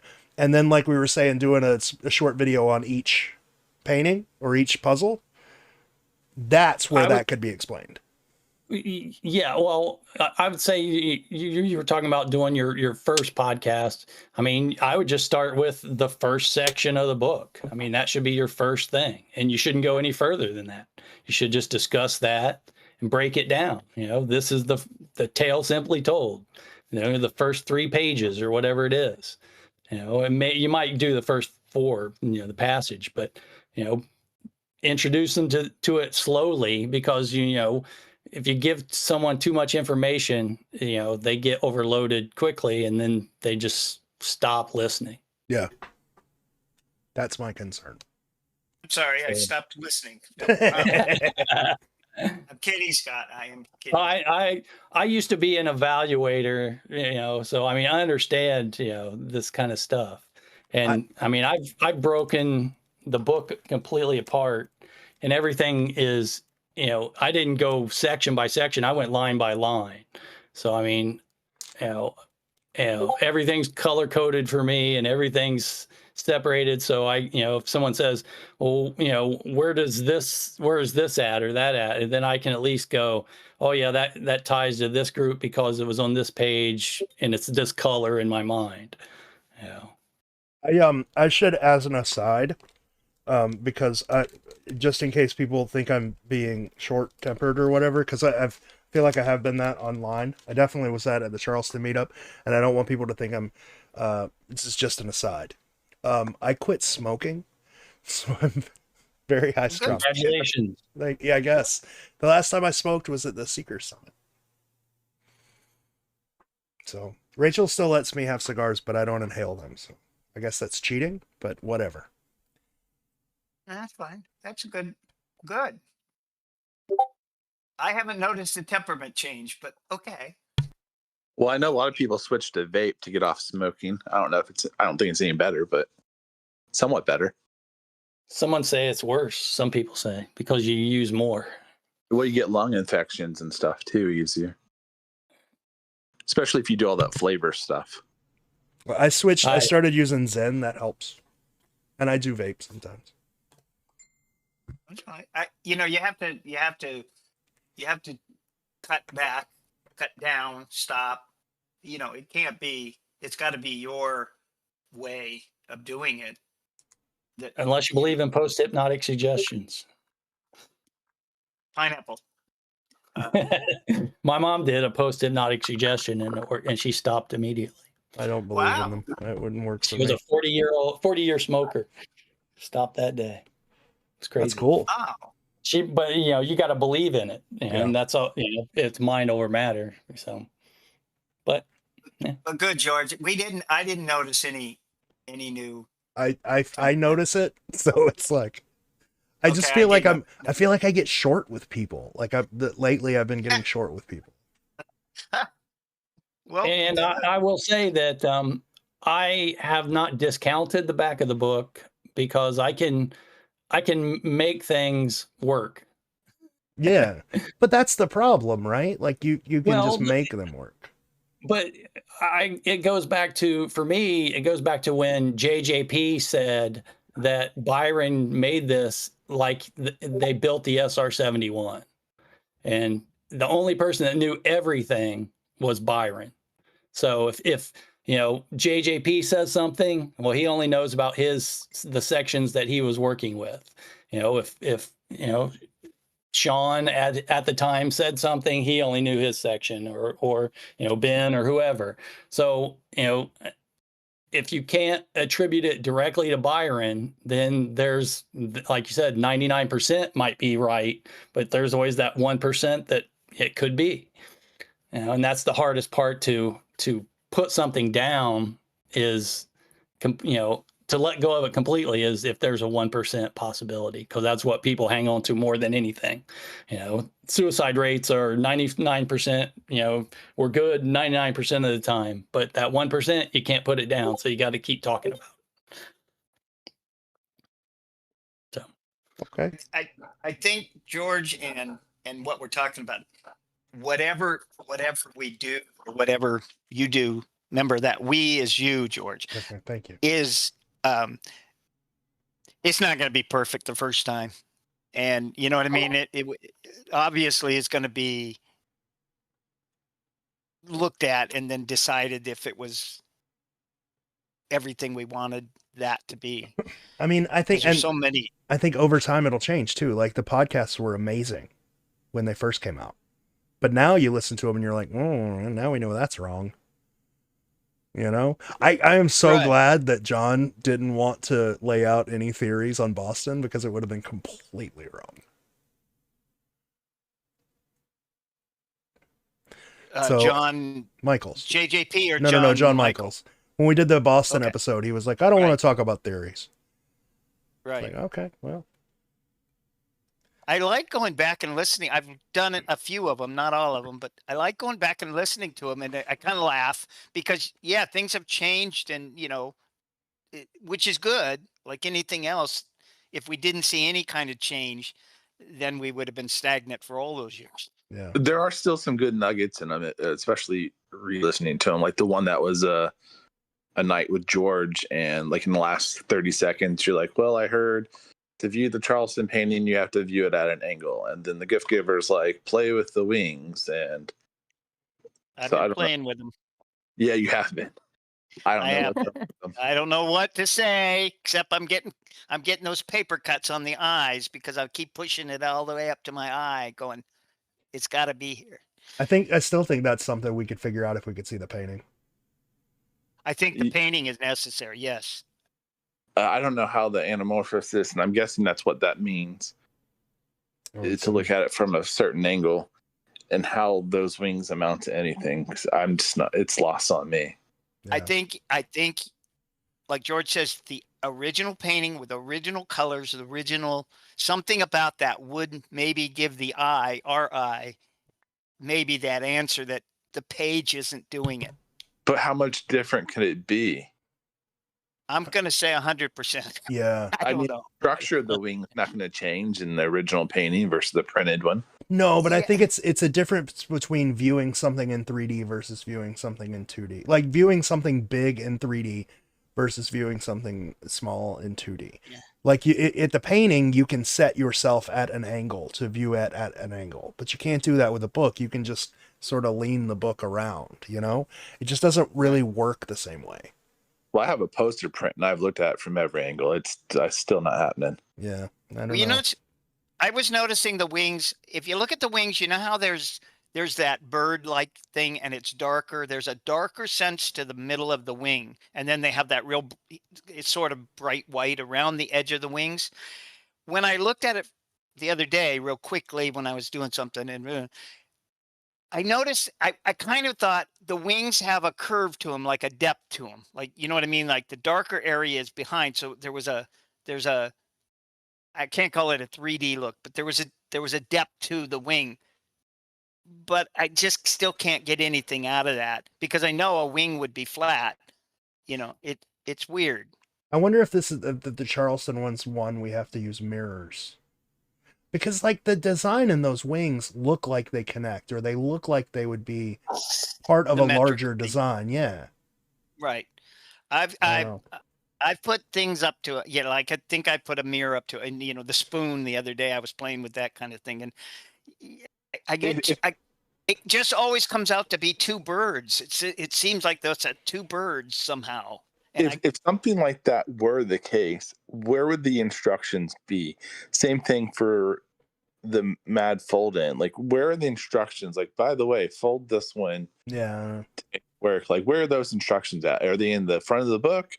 Are they somewhere in the painting? Are they in the verse? Like, how does that make any sense? I think if it was a Mad magazine, they give you the instructions, right? They it says tab A, right. tab B, and it gives you like a little saying. Right, but JJP, let's face it, he didn't go by the rules of what we expect that if it so maybe it's just he assumed that we would fold them on those column or in those straight edges like Rob. I know Rob's listening, so jump in if you want to say anything, Rob. And then the Hey guys, wings. how are you?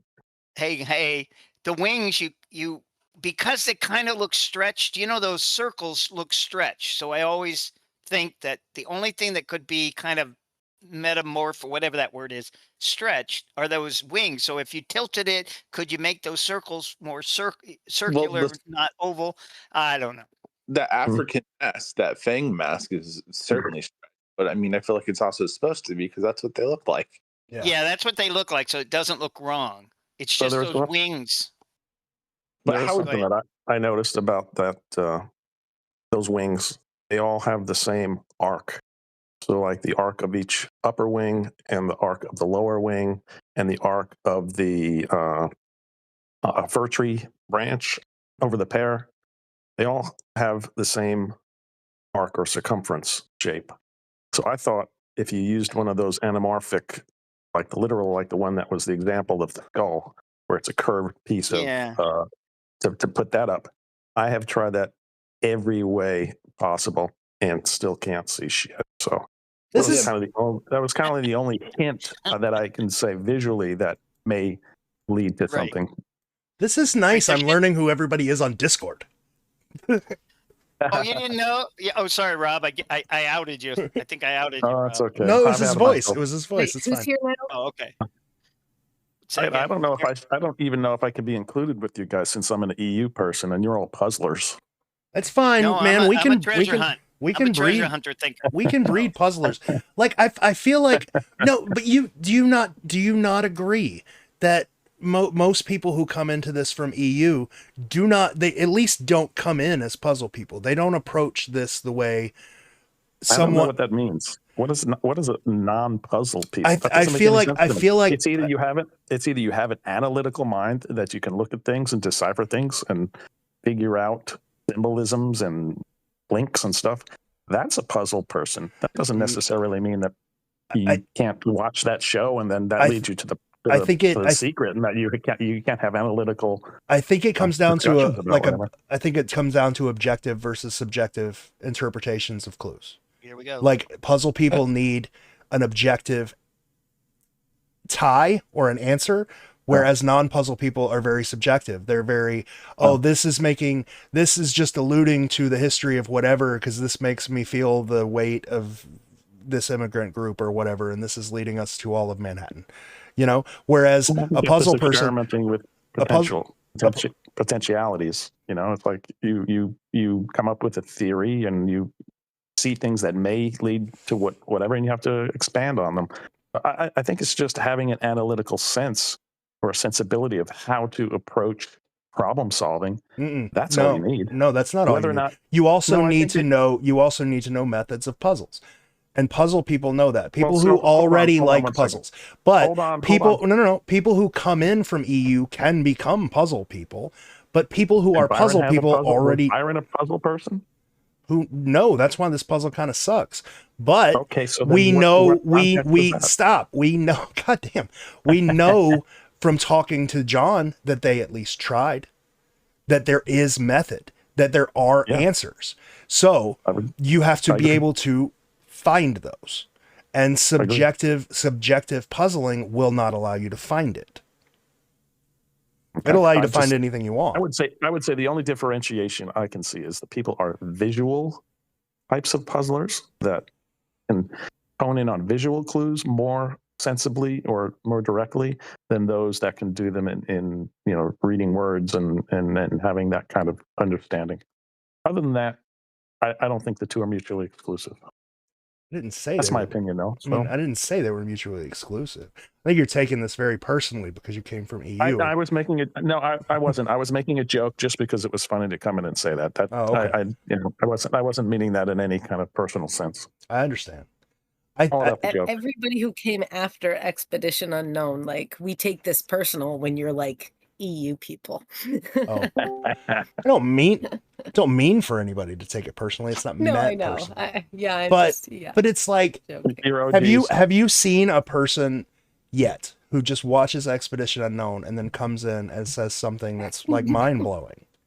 No, because they don't have a guy. They don't look at the puzzles. Yes. No, everything that they say is mind blowing. Well, you know what I mean. It's just not in a good way.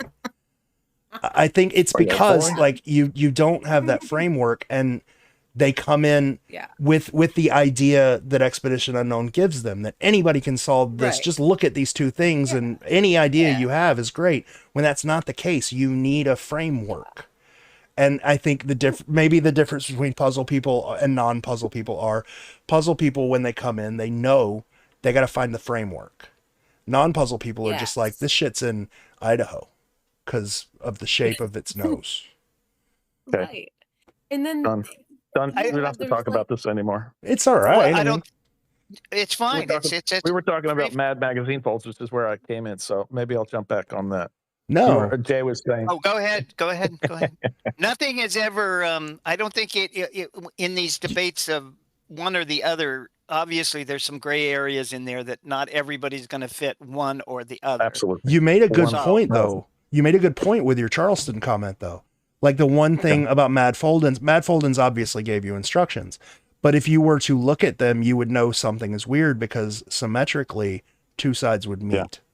They're not necessarily the same, but they have symmetrically they would meet, and the arches in Charleston symmetrically would meet. The arches and the wings. Yes. The wings. Oh, okay, gotcha. Yeah, that's why I'm saying like in a butterfly is absolutely a mirrored type of visual clue. That's how they match one another. Horizontal mirror. So, I mean, that should be a visual clue for you to use a mirror there, or horizontally as well. But it doesn't seem to point to anything because they are actual mirrored images. Like one side is the inverse of the other. So, you know what I'm saying? Like looking at one side through a mirror just gives you exactly the other side. So to me, that visually doesn't point to the use of a mirror because it doesn't give you anything different than you've already seen or seeing. With it Roanoke, however, if I can take a second, Yep. there's absolute visual clues and contextual clues. There are very defined and symmetric vertical lines with the strings that are both sides matched with the framing of the side of the window frame. And there are bells on one and there's keys on the other one. Those are clues to this symmetry. And then the fact that those elbows, they all align with the exact point of the elbow on both sides, to me says you should fold that in. So that's how I got the visual clues. And then the third thing would be the arched, the Gothic arch. As just having a window there with a basic wall around it wouldn't be enough of a clue. The fact that he added the reverse half arch on the right top frame and then to the left on the other side, that detail in the image means nothing other than that is a visual reference. When those folds come together, they're all going to match. And I've done posts on that where you can see that. I'm saying there's just visual clues that lead you proceed. Oh, and the last thing is that the hands in the book, they're outside the margins of the painting. Almost like they want to pull the hands together. Why are they outside of the frame? Is the hand grasping the page? George, didn't we JJP didn't know they were going to crop it like that. So he didn't have a plan for it to do something if he didn't know it was even going to do that. Right. Would that be fair? Yes. Right. It actually pissed we them don't off. know. Well, was it because of the aspect ratio? Or that was all that he can put into that framing? No. I mean, they cut sides, top, and bottom. Right. So he definitely chose to include those hands fully. Well, you probably want to be front and center on the subject and the main focus versus the periphery. Yeah, I mean those are choices for what he decided to crop. I mean, look at Houston; they cut out one of the coordinates. Yeah, George. To me, if he's using the same canvas size for each one of these, and the 11 by 17 or whatever those canvas sizes were. Well, he certainly did it. Yeah, he should. Well, no, but a lot of them are. But he should have known how those were going to fit into the final printing. So okay, I don't know. Real quick, George, do you know anything about, like, was JGP there to make those decisions about the cropping or the did he? I gather an artist would kind of know that a book size is going to be different than the big painting he's painting in front of him, that it will be reduced down to thing. And he's talked a little bit about that. But I don't remember specifically him. I heard one of the stories that during printing, him and Byron were drunk or something. But do you think he was there to make that cropping decision that he didn't know was going to happen? I don't know. Like, there's weird conflicting stories. I know, like, he does use a reducing glass, which is a glass that lets him see his full painting at the printed size. Right. And he has said that he took the paintings to the printers. And he hasn't really gone any farther than that. So I don't know if he stayed there for the pictures to be taken. I don't know if he stayed there for the actual printing.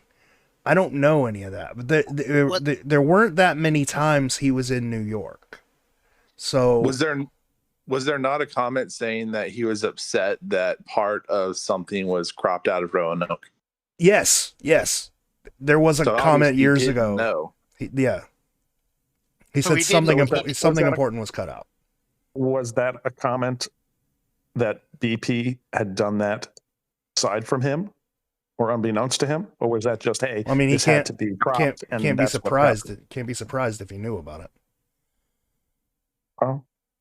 But he also made the, like one of those. This is one of those things you're talking about earlier. That the exact words to what was actually said is very important. Here's some more context for us to consider. He didn't. he forgot that they covered up Montreal and didn't know what the blob was.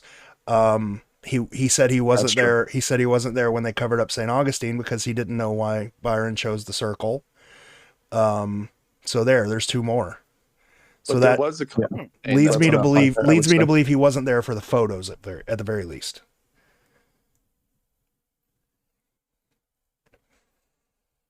Did you ever say lobster phone? Dally lobster phone to him? Did you ask if it's a lobster phone? What? Roanoke is a lobster phone. She's hung up The on whole this thing. phone and lobster thing. Are you doing the drugs? Yeah. No. I haven't yet. I've stayed No. good. But you would No, I think didn't Alex do the J drugs. Alex J would be the one with BP to probably make those decisions I would- on the I would think that would layout. just be JP because like Alex would get the final product and then do the layout and do the lettering. Okay. I would think. Yeah, I never. It's one of those things where if JJP could speak about that kind of stuff that he remembered, it See these would like be let context us know. for us. once It we wouldn't help get- us, it would just be context. once we get past about 5 or 6 years ago, the things JJP said, I put way less weight in because back then he was talking to people he didn't know and he didn't expect them to become public. He didn't expect the comments to become public, right?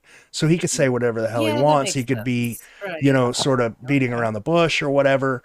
I put less weight in all of that than recent comments. More recent. Yeah, because now he knows they're going to be public and he knows how to, you know, say what he wants to say.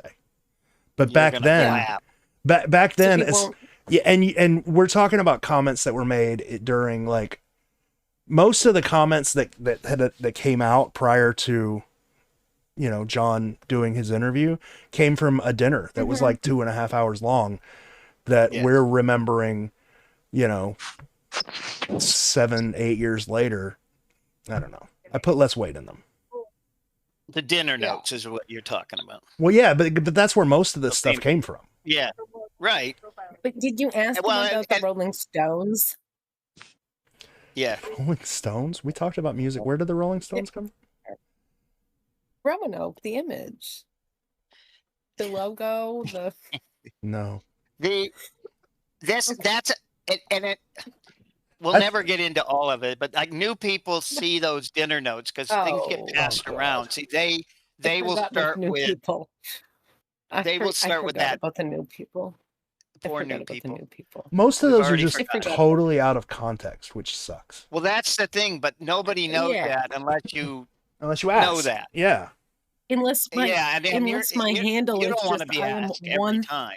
I mean, after that 1000% after that dinner, context all the time. like maybe 2.5 hours after that dinner, we got back to an Airbnb and we got everybody. This was back when the podcast group had a Slack channel, and we got we wrote all of this shit down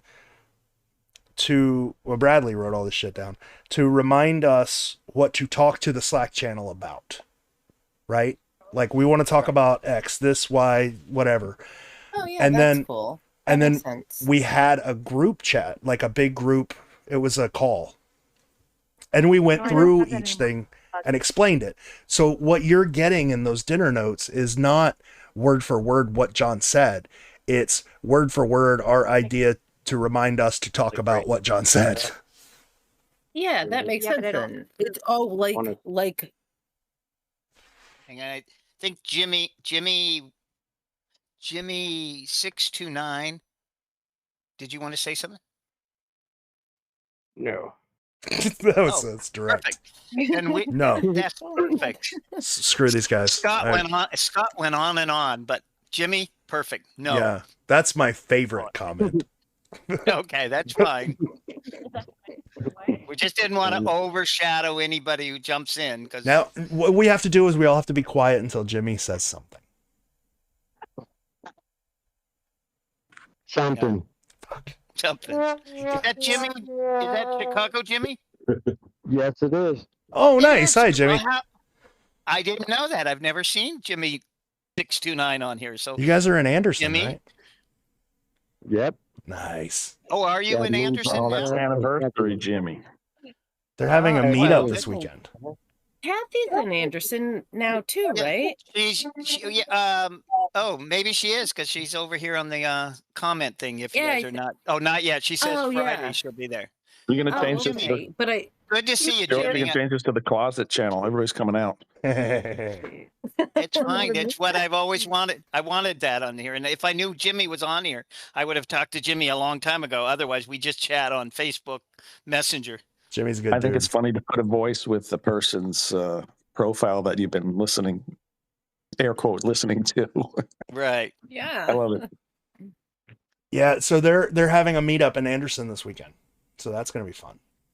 Oh, they're going to find it this weekend, aren't they, George? I hope They're so. gonna. It would be nice. I'm telling you. George, I'm gonna bear. Am I on? Yeah, you can talk. I'm gonna dig it up tomorrow for you, George. Okay, thank you. Please end this. I End it. appreciate it. Yes. Yeah. Anytime now something. would be great. I'm on it. Oh, good. It would be fun to have something, like some good, news like that. That Yeah. would be just fun for That would be whatever. fun.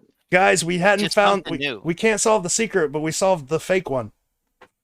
It's fine. The fake one is yours is becoming worth finding because I can't wait 40 years. I won't make I don't no, me neither. it. But So if we find the anniversary hunt, we're just practicing. Yeah, that's it. yeah, yeah, Jimmy. The It's all problem is practice. you guys aren't puzzlers. That's Hey, it, man. Jimmy. Be puzzlers. What do you think, Jimmy? Were you an EU person or I forget the other choice. Or you? all- Yeah, I first came in when I saw the episode in like August of 2018. I was watching it and I started going through and I watched the episode about the secret. Is you that go. is that an insult though? I always thought about it as a category and not an insult. It I didn't- shouldn't be an insult. I didn't unless think you want to make it one. I didn't think the It's- people who it's came in from fodder it. for jokes. It's fodder for jokes. Yeah. That's about it. It doesn't. Yeah, it's funny because I came in after in that time frame, but I didn't watch the show. So, I mean, It's not an insult. It's just a time period that we can kind of relate to, or say COVID. Well, well, my thing see, was I like feel like I'm- sometimes when the EU sometimes it's an insult though. well when the EU people, and I use that as a category, course. first came in, they called themselves EU babies. But it's been so Yeah. long that they're not babies anymore, and I feel like babies is that much Well, more. yeah, I think it was the there's like- puzzlers that called us EU babies, though. I think it was Bradley. Oh, well, you know. George, how Yes? is Bradley? Have you talked to I Bradley haven't in a while? spoken to Bradley in a very long time. I need some Bradley. I also miss Bradley. I need some Yeah. Windex. Yeah, well, I could never work. I could think work on about him, but I don't think I ever talked to him. I have to work on Johnny to. I don't know if he might be able to muffle his voice the right way so that we never figure it out. But I don't think you're gonna get Bradley to come back. I think I pissed Bradley off pretty well. I've sent Bradley a couple of Well. messages, and they've gone unresponded to. Oh, I'm pretty well. sure it was my fault. that's fine. Whatever. Yes, George. Well, no, it's your valid. fault It's because we all. it's That's valid. what Another- we think. Another bad mother joke, huh? I was going through like a really bad period, and like I got fired from a job, and it was bad time, and I was very angry. I didn't like yell at him or anything, but I was just making bad decisions and being You better self-centered. not have yelled at Bradley. No, Eh, never we're all yelled at people. never yelled at Bradley. Love Bradley to death. No. Yeah. He's one of my, like, honestly, one of my favorite people. He's just like, he's very, very kind. He's very, like, he thinks about others way before himself. He goes out, he puts himself out to make sure you are happy. And in a way, like, I didn't know or appreciate while we were talking. I didn't know what he was doing until after we stopped talking. Anyway. I know that he was good. He was good. Yeah. He was a good. He's a good egg. He was. I mean, still probably we're talking about him in the past tense. Probably still a good egg. I know he is. I'm sure he is. So back to Charleston. If there was a mirroring effect that was going on, what would tell you to mirror it other than butterflies are symmetrical? Nothing.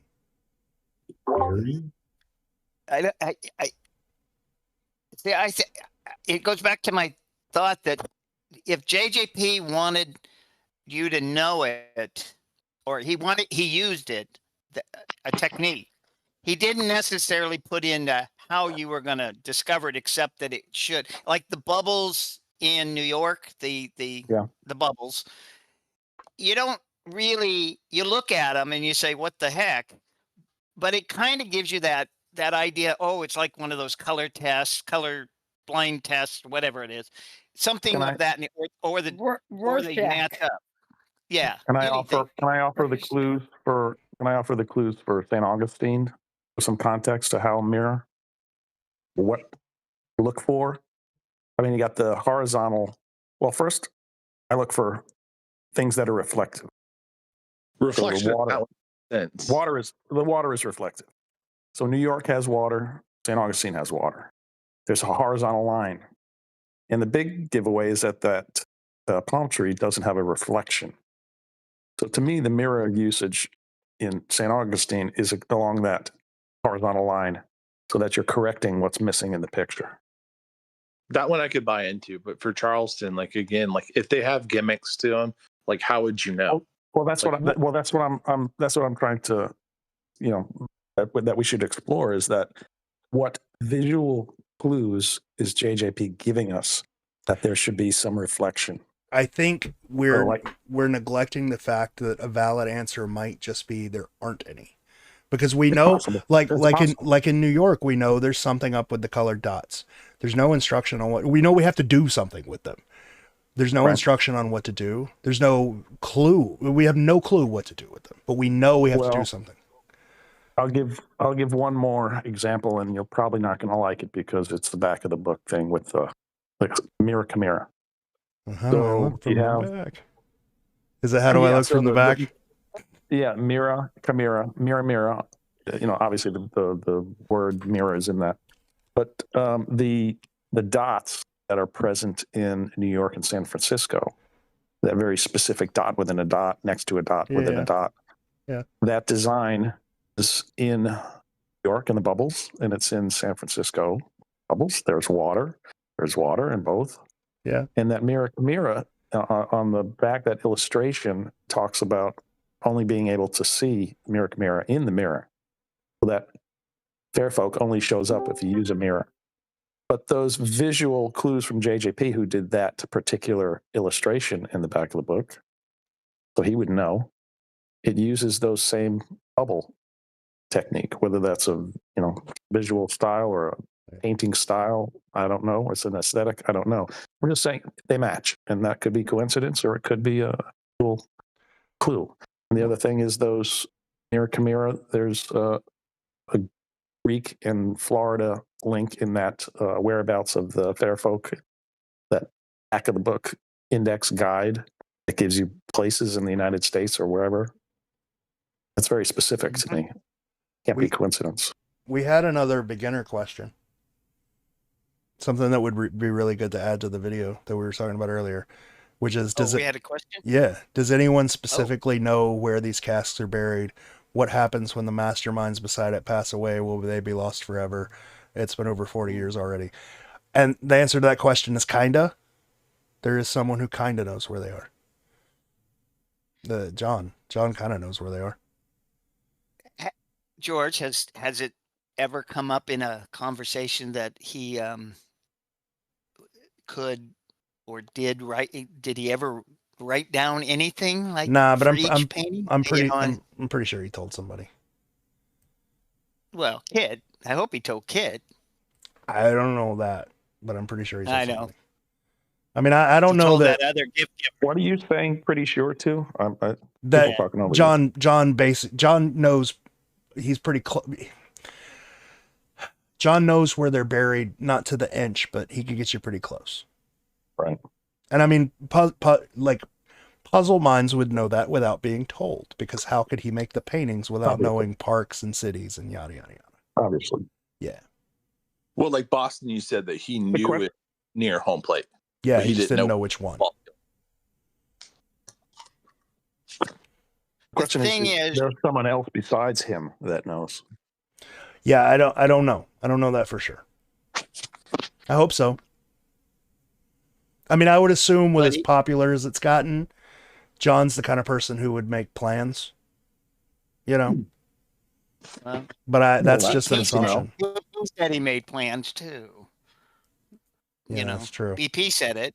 But has it ever come up, like, even subtly, to, like, John, make sure you write down everything you remember about all the paintings before you lose it? I've never said that to John, because there's like a lot of things. Like, John, if you're gonna die, there's a lot of shit that's gonna go through my mind before where are the secret, casts. Well, have him call me. Have him. Okay, yeah, I'll do it. I'll tell him Steve said. I just say, hey, buddy, you and me, buddy, I'll just take notes. I won't tell anyone.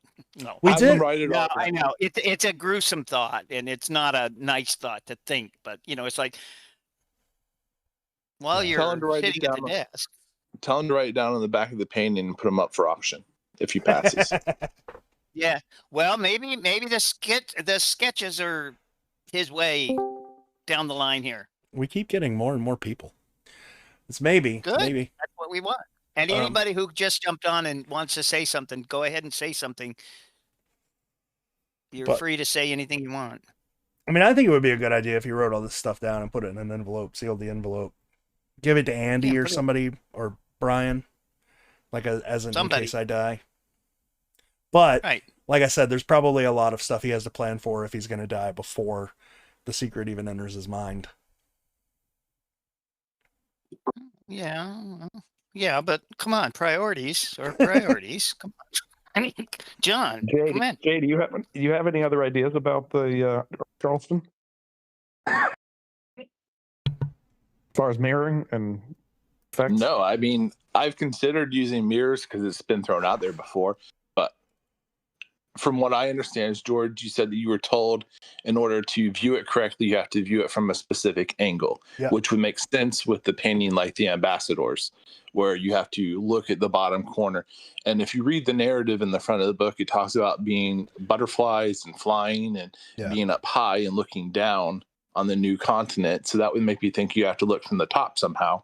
But then it also talks about a drumming competition down in the Caribbean where rum was invented. So that makes me think it's talking about. Interesting. But that about looking from the top down. Looking from the top down is interesting. There's a visual clue in the passage that might lead to that as well. But the ambassadors, funny that you mentioned that, because that's the example that came up when that was talked about. But to my point, ambassadors works when you're there, but it doesn't really work the same. It doesn't work nearly as well in the book. And it's very, very obvious that you're looking at a stretched out image in that painting. You gotta use one eye too. But yeah, if you look at it in the book, it doesn't really work. He didn't try to hide it within. So Jay, what are you saying from looking from the top? What is it that you're looking at exactly? I'm just saying, if there are clues, it does talk about being butterflies wafting along the trade winds and looking down. But if you keep reading, it talks about the jump up competition on the beach, which I took to be the limbo dance, which is how low can you go. So then I'm thinking, well, maybe you're supposed to look from the bottom up. Like, which angle? Like, how would you know that you're supposed to look? I mean, I liked Steve's answer where they're circles, but they're obviously not circles, and you would have to make them circles. You would have to look at them at an angle where they become circles. They look stretched into ovals, and that's the only thing. If you tilt it enough and you get it close to your eye, and you really get the light in the right eye, you can make them kind of turn into circles, and then you still don't have anything. So, I mean, you can say there in the passage. There's the at the bottom of the page there. You've got the centaur in the corner, and on that same illustration page, there's the butterfly, right? Right. The barefoot with the two arms outstretched. So many people in Discord. Turn the page. If you rotate the book 180 degrees, so we're very upside popular down tonight. I know, right? I don't know why. So because we're interesting people. It's because me and Kathy are here. I'm just gonna turn Sunday Monsters Funday are over to you guys from now interesting. on. Every time you do this talk, just stream it. I've been saying it for weeks. No, You could I'm totally kidding. have it, dude. Yeah. So if you look at your book, you turn that upside down, the hands become 4 o'clock. Kind of coincidental? If you turn it upside down, it has become 4 o'clock. Oh, In the passage Wait. illustration, you rotate the Which book. page? So What I page? don't have a book in Page. front of me. It's like one of the last in the passage, I believe. And what does 4 o'clock do for us? Or 4 fingers or 4 hands or April. 4 o'clock. April. 4 o'clock is the April puzzle, which is the Charleston. but we already know that. So how does that help? Well, I'm just saying you have to see that 4 o'clock when that is upside down, when that image of the fair folk with the butterfly wings and the shadow, I might add, there's a shadow present. You see that 4 o'clock when it's upside down. You just said that you had clues about the butterflies looking down, maybe looking down from the top of the page towards the bottom of the page, down in the book. Maybe see some visual reference. I'm just saying that's a possible link that I can see that may reinforce that. I get it. I don't think I've looked at it from top down. Yeah, just rotate the book upside down and look at that picture. I mean, it's very plain. You, Rob, you just told me that 4 o'clock. you just told me how to turn the book around. Thank you. Well, I photoshopped it every which way, and I've mashed it and pinched it and stretched it. I know. I would be total shocked if anything worked right now, but I mean, maybe more anaphromorphic. I can't pronounce. You're right. I know, and using using the technique and trying to figure out something should something should show up as an answer to, like, oh, I get it. Even if it's those birds, and I call them birds, I think they look like birds. So even if the birds somehow merge together, I know it somehow they merge together, and it shows you something. But I never can get anything other than a turtle, maybe, but that's about it. Or bird. I think people say they see birds. Yeah, I see the birds. See the bird. I don't see the turtle. But I see that without doing anything. I probably have. One of the things I see in those wings are the cannons. Cannons, possibly. Well, the White Point Garden cannons. Yeah. Well, but I mean, you don't need to tilt the book to do that. No, you just have to. You know what I mean? Yeah, you have to look at it with one eye and, on a side angle. I've closed both eyes and I still can't see it. Hey, I want to throw into this because I've done a deep dive in the images, and I'm the one that did the focus crops, if y'all know what those are. And something that's been catching my eye lately, like if you happen to look in the book on page 12 in the book. Who is this, Seth Penn? Well, it's an anagram for the name Stephen. This is Stephen Brown. I knew it. So this is the coming out party, Stephen, if you haven't already figured that out. Yay. Discord is one of my oldest accounts, so I just left it like that. So good. I gotta start adding notes to all of these people so that I know who you all are. I know. Whoever Apula is, real quick, the first guy up on the list there. If you want to say something, jump in because you.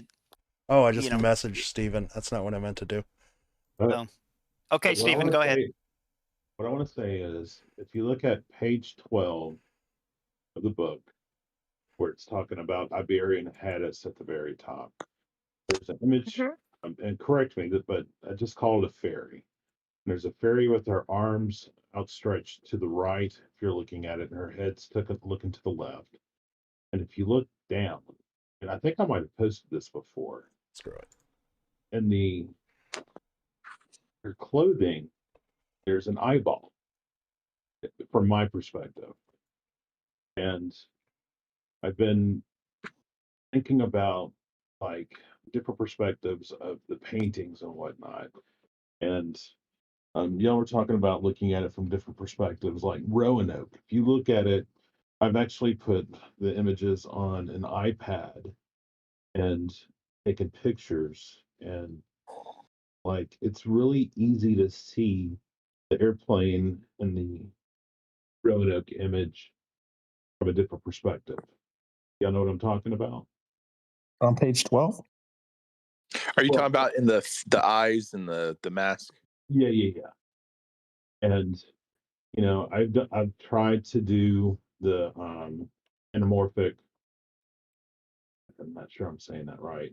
You put like the Oh, triangle cylinder down, or a cylinder itself, like on Boston, and the lion's hair, if you will, and it's really hard, So I think that maybe if you pay attention to some of Palancar's images, I think there's hints out there for perspective.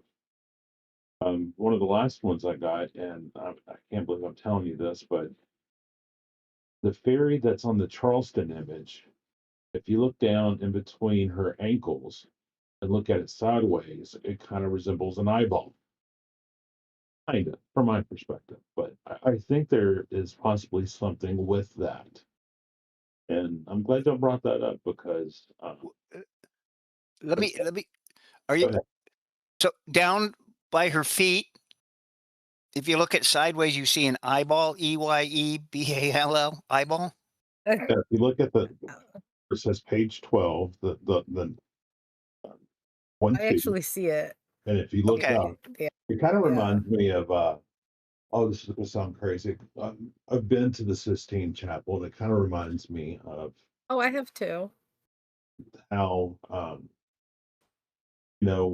the cloth where Jesus, God, and they're trying to point, barely touch each other. There's a hidden symbolism. And when I was looking at the images early on, this caught my eye, for the lack of a better term. And I Okay. think that there might be perspective in this. And I've tried really hard not to do it, but I'm diehard Charleston, and I think I've seen the butterfly wings. I think I've seen different things from a perspective kind of point, with boots on the ground. I really think with That's knowing when this book came out, nobody had a computer, everybody had to actually know locations, that you have to think in a more simplistic way. So I think maybe with Palancar's skill, there is something with perspective. I like that because some of that I've never even thought about or heard. Yeah. But I do agree with that. If he put an instruction or a technique that the idea of an eyeball, let's say, tells you to look from here or something, a perspective. Right. So it makes perfect sense that if he's thinking abstract, he's thinking really abstract, Right. with the clue. It's interesting. It looks like something else, but I don't remember. Well, Palancar, it's going to be one of those things that might look like something that might be just you, Sarah. Exactly. Let me just Chicago X. Yeah, it's just me. It's Yeah, just me. Chicago X. If you want to say something, I see you're on there. So Oh my don't God, be afraid. everybody's here. See, Everybody that is anybody. Yes, but yeah, just we're all don't here. want anybody to think they can't jump in and even change a subject, because I'm not sure how many subjects we've hit already, but I had quite a friend few. tell me, like, hey, they're on Discord. And I'm like, what?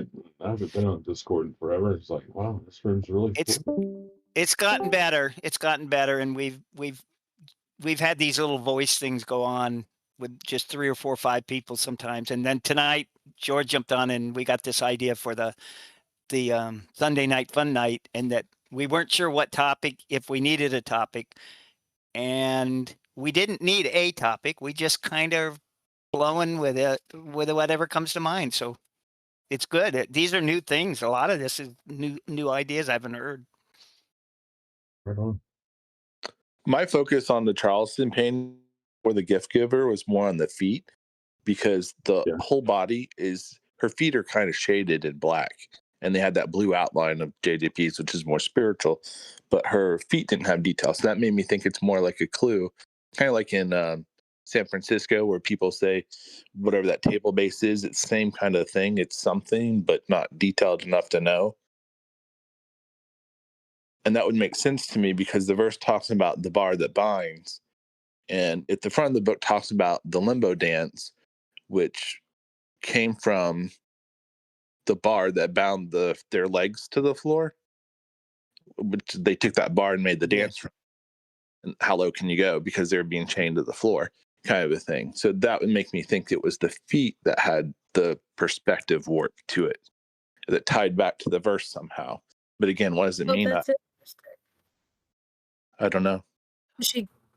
She does have like Well, yeah, she has chains legs. on her They're wrist. kind of No, the wrist. what The double bracelets is a yeah, what do you guys think of that interesting her thing. arms, the way her hands are in her with the bracelets in her arms, the kind of a weird way she's holding them up there for I was looking at that the other night and I just Yeah, it is don't know weird. what to think of it. I've To me, heard a lot of it more depictive like whenever you see in cartoons like fairies waking up out of flowers and they're stretching. It looks like she's Okay. just kind of about to stretch out to me. But the bracelets specifically. I mean, Bracelets are very difficult. I have a friend of mine that's heard White Point Garden, and he was telling me what he thought the bracelets were. He asked me not to tell anybody, but it's it just depends on the individual. You know, he thinks it has to deal with light or something like that. So it's Or I mean, I I don't think have chunky bangles are out of the question for Yeah, but are African. could they be more slave idea of shackles? chains. I mean, they could be chains. as well. Chains. I mean,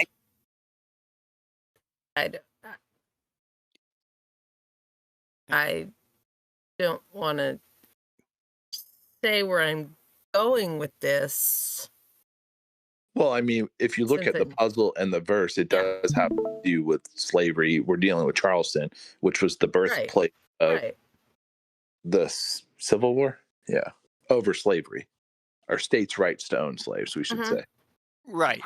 That's why I even mention it because I remember long ago somebody, you know, they really dwelled on the idea that she was being tortured or in agony or anything of that, you know, like really choking, maybe even choking. Maybe she needs a Heimlich. I don't know, but she's, you know, giving a that's not her hands and up there. It just all kind of it is an odd position for hands or the claws.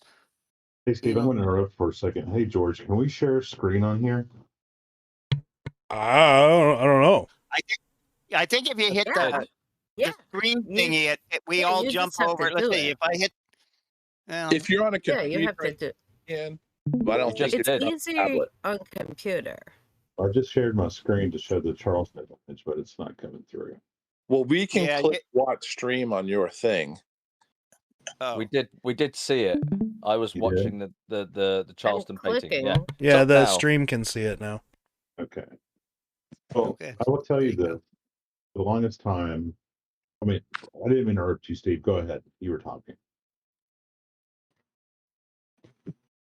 Or the Steve. No, I'm good. Yeah, it's the Steve. No, the Steve. No, go ahead. I'm done. I can't even remember what I was talking about. So the only definitely not Yoakum. Yeah, no, that's me. The only conundrum I have is I can't figure out her face. Her face, I mean, sure, it's a face supposed to be possibly a female face, but her fingers, I think I have found a match. And the only reason why I say that is I've traveled everywhere from Charleston to North Charleston over to Sullivan's Island, and her fingers have always confused me until I found a match. Just like with the lion's face, I found a match. And I think I can agree that underneath the shadow part, there is something to deal with that, especially in the verse where it says in the shadow of the long palm. Yeah. But I don't know. I think the top hand on top of the right hand on top of the left hand, I think the right hand's supposed to be like a ramp, and maybe the fingers that are bent could be, I don't know, maybe windows. And the reason why I say it like that is I found a match on a very odd building, but it's not in White Point Garden. Again, I'm not White Point Garden. Most people are, but the eye wings I have found, the daisy that's the flower. I found a match for that, and I think that most people can find what they're looking for, but you have to think outside the box, and you also have to make sure that your boots on the ground and trying to do it like it originally was intended. Not, not with the computer, not with triangulation. Forgive me, but I don't think that is part of it. But I do think that there might be an alignment. I think So, boots on the ground is important too, though. so important. Yeah, But because I I have put a hard time talking about like Texas and New York. I've been to New York. I've never been to New Texas, York is but such I a have a beautiful. hard. Yeah. Well, I don't want to talk about New York just because I don't know. They scare me. Those New Yorkers scare me. I'll listen to George and his, travels there, and I've been in Manhattan and all that, and I've been in the Battery, and I've seen the columns where the officers' names are on there, but like on EU, you get to a point and it just kind of fizzles out unless you think outside the box and the area and you're from there. I think that's a big key of it. You have to know a lot about it. Well, I think Yeah.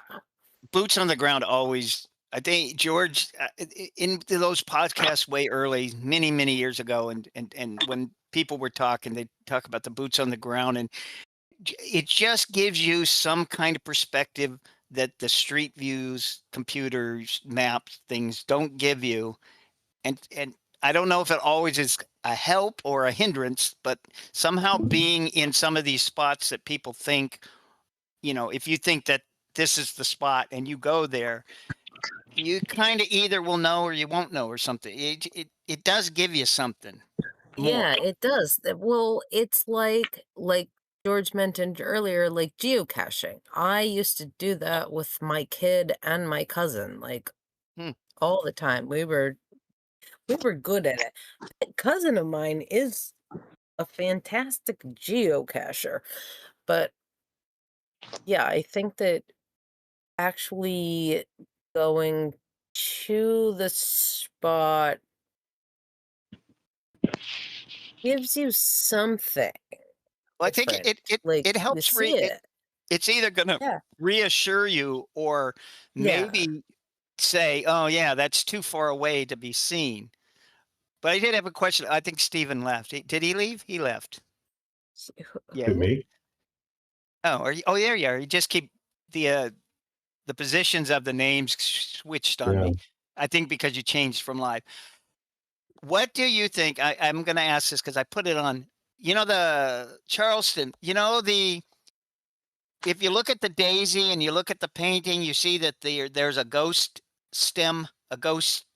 What I call the shadow flag. Yeah, I got it. What you call whatever you want. Yeah, shadow thing. Okay, so there's a. What are we looking at? Charleston, look at the daisy next to the right of it. There's a. Bring the picture back up.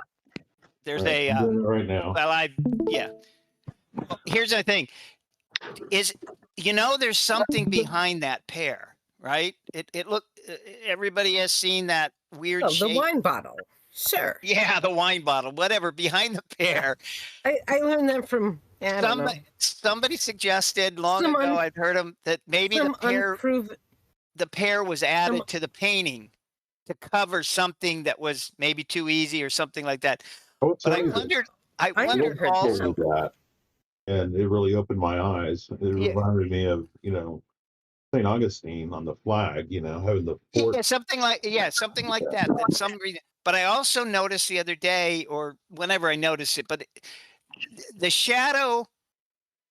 Do you think the daisy was made to go straight up, and the daisy helps cover whatever that is behind there?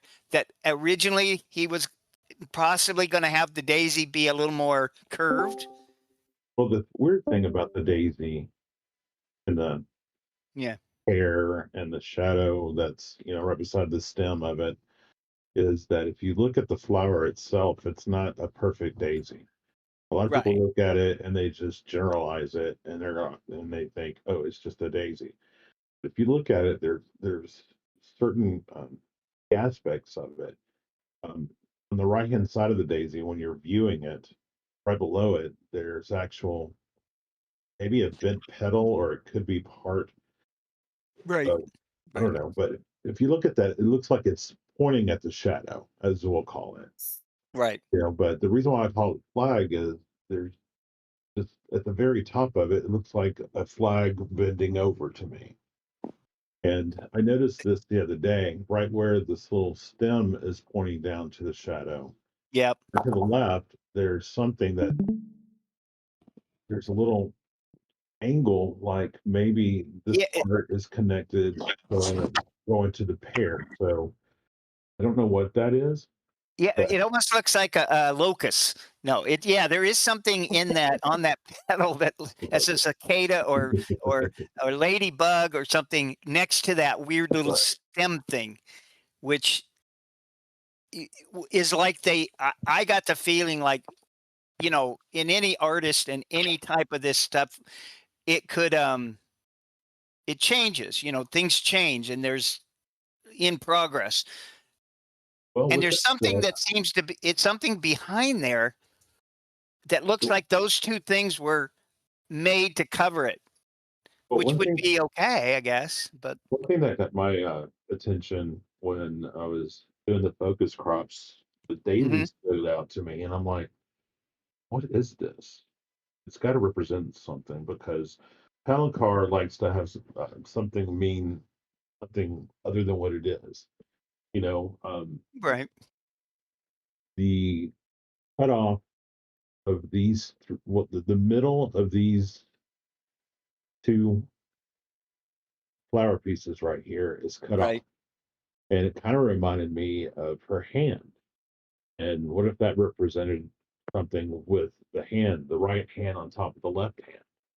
And the reason why I'm bringing that up is I found a place where if you go and you stand in between two objects, you have visual matches. And I'm being vague on purpose because I don't want just anybody to start digging in a place where I've been, not because I don't want it found, but we don't want the problem is people just go and randomly dig and leave holes.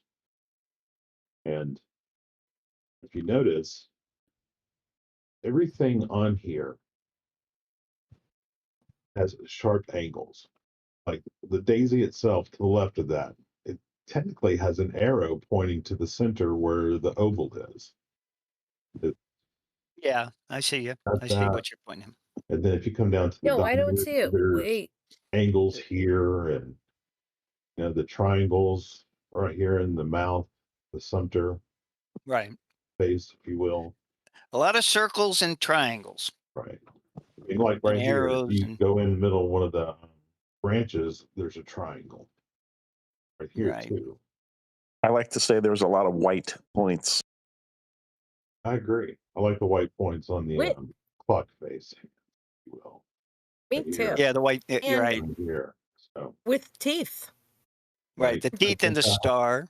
Right. I think I have found a match for the star. I think the eyes, and I wish I could remember the person's name, but there was an individual that posted a part of an atlas. And I tend to believe that there are atlas markers from, it was the early 80s, showing connecting roads. And on the Charleston, you went from downtown Charleston and followed to Sullivan's Island, you would see two of these markers connecting. And yes, I believe it's on Sullivan's Island. A lot of people don't, but Brian, that's Okay. Thanks for having you. Well, I will tell you cool. this. I've helped No, people. I've got a friend of mine. He's got a GPR. He's diehard White Point Garden. When he's there, I'm like, dude, it's not here, but I'm here to help. We dug and all that, but So, are you a gold bug? Do you tie that gold bug into this? I know Rob does, and a few others like that, but I actually do. It's very simple to do that because of the Poe connection. the what? Edgar Allan Poe. Oh, he said Poe. I thought you said the coconut direction. No, And I'm bad, like, my bad. I've got a yeah, new I camera got here, it. so, am I coming through okay? Yeah, you're fine. You're fine. Yeah. I just Yeah, looking at the map, looking at the verse one night, I counted the lines, and in the middle of the Charleston verse, if you use the one with the stand and listen to the birds or whatever, in the middle of the verse, the first letter of every sentence, if you pay attention, the three middle lines say FOE.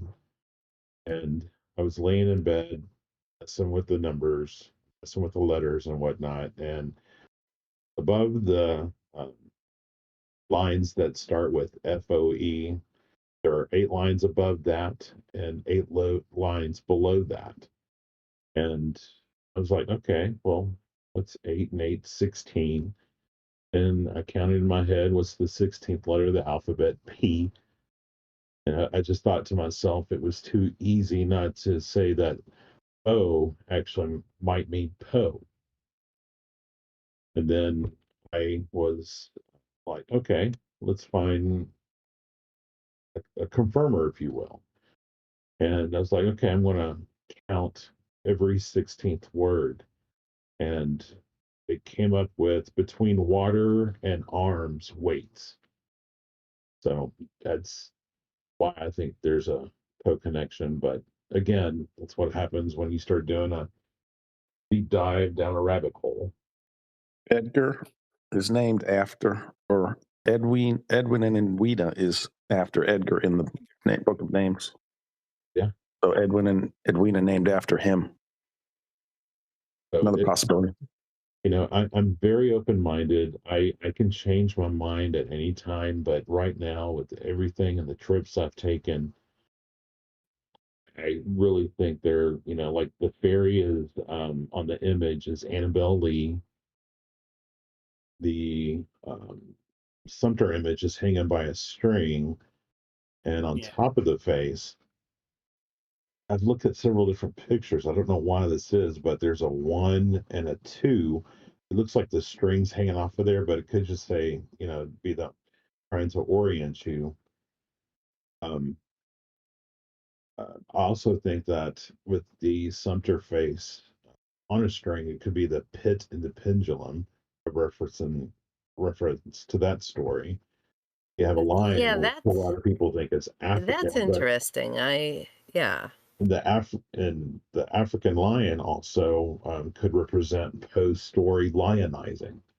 So there's, you can find anything and make anything match. We'll never truly know. And the only thing that keeps me going is I believe that Byron was like a savant. He was able to retain everything he read, and maybe that's was part of the reason of The Secret was to make sure everybody got there out and learn history. And I've learned so much. Hey, what do you guys think of that the blue line going horizontally at the very bottom underneath the fairy feet? I was looking at that. You really can only see it if you boost up the brightness. Right there. I was looking at that the other day when Are we talking about Charleston? Yeah, Yeah. down at the bottom of her feet, In the bottom book. of the swoosh. Yeah. There's a Below the line. feet of the fairy. It looks like There's an a little- artifact to me. There's I don't know. Is it? I don't know. Well, it looks like I don't know. I won't say a fold or anything like that exactly, but I don't think it's a. Maybe. I don't know. I think it just because it's photographed. I was talking about this earlier about drawing, don't and you're know. drawing with a pencil, you're drawing or painting or something, and sometimes things pop out that you didn't know. Even the daisy, even the okay, daisy curve. yeah. You're talking about Okay, you're so- talking about the yeah, arc. yeah. You're talking about the arced line that's to the right of the daisy stem. Yeah, even that kind of pops out Well, more yeah, than probably that right now. if we saw the real the painting, daisy- it may not be as apparent as we see Oh, because yeah. a photo of it created that. And I think that's kind of like the locus or whatever. Yeah, maybe because I see like if you look at the daisy stem, I flip my book back right side up instead of upside down. So to the right of that, it looks like, I mean, if I was gonna draw it, I'd be like, oh, I would have drawn a leaf there, but then I'd erase it. But I didn't. I don't think I ever noticed the bottom of the feet thing. Where That little line. That like that. I looks could like see that being some kind of, I doesn't. Yeah, but then there's, but I know. with both of them, If those are now, worthwhile then what the clues, hell? if those are worthwhile clues, then give it to Oh Milwaukee. God, too. I hope That- they're not. I hope they're not. Yeah, I mean, why it's would an you odd even line. argue It is things an like odd that? line. It is Like, odd. why would we need those? Like, I don't know why you would nitpick over a thing. It's not like it's the leaf or like something obvious. Right. Okay, let me do this. Let me Go ahead. I'm gonna share something I shouldn't, but at this point it doesn't matter. Let me go get in the car and get ready. So let me ask you this: beside the mask on Charleston, they talk about eyeglasses or a rope with a rope hanging off of it. Does anybody have any idea what that could possibly be? I think Rob, didn't you have a thing about the string or something coming across behind it and then looping over a branch or something? That was Yeah, it's one I just a remember you. crawl out to the gold bug. Yeah, the string up in that's on the right side of the skull, right, or the mask, right. It loops over. There's that vertical or horizontal line or twig line or something, whatever it is that the string is looped over, and then there's a little artifact coming out of the left eye slit of the mask, and then if you carry that down, the string continues through the eye, which is the skull in Goldbug. They had to put the Goldbug on the string through the socket of the left socket of the skull. Oh, excuse me. And then it's draped over, and it makes that pendulum or the Goldbug, whatever that is. I'm glad you brought up that little area right there, because I've always thought that in the mask, where over the right eye, where the line starts and then it goes into Charleston proper, I always thought of it as doing a hop. Then you come back down, and it's like trying to tell you to go over to Sullivan's Island. That's how I've always looked at it. And I never really got a identifying mark telling me that that's true until I went to Sullivan's Island. And I think I found a match for this, with a lack of a better term, the glasses. And I wanted to share that to you. And I showed some friends this past weekend, and I had a lot of so when you say glasses, what are you talking about? The rope that you were just talking, that somebody was just talking about, right? It's like the bar with the loops, so it looks like a pair of glasses. That's how I was told. That like sunglasses. Okay, I see what you're saying. Yeah, gotcha. So give me a second, and I'm going to bring up what I think the match is, and we'll see. Give me a second. One moment. Is this all you expected it to be, George? It's a lot of fun. Yeah, it's that. See, Because he doesn't have to talk about everything. This is What what a fun this for is George. this is what I imagine the rest of the community's like, because I'm just listening to you guys while I work on the website. Yeah, Usually good. I would, Good. mask stuff out, but I'm just going to put it out there and see what other people think. So I'm sharing right now. Here. And here. I got to go to Facebook to see this.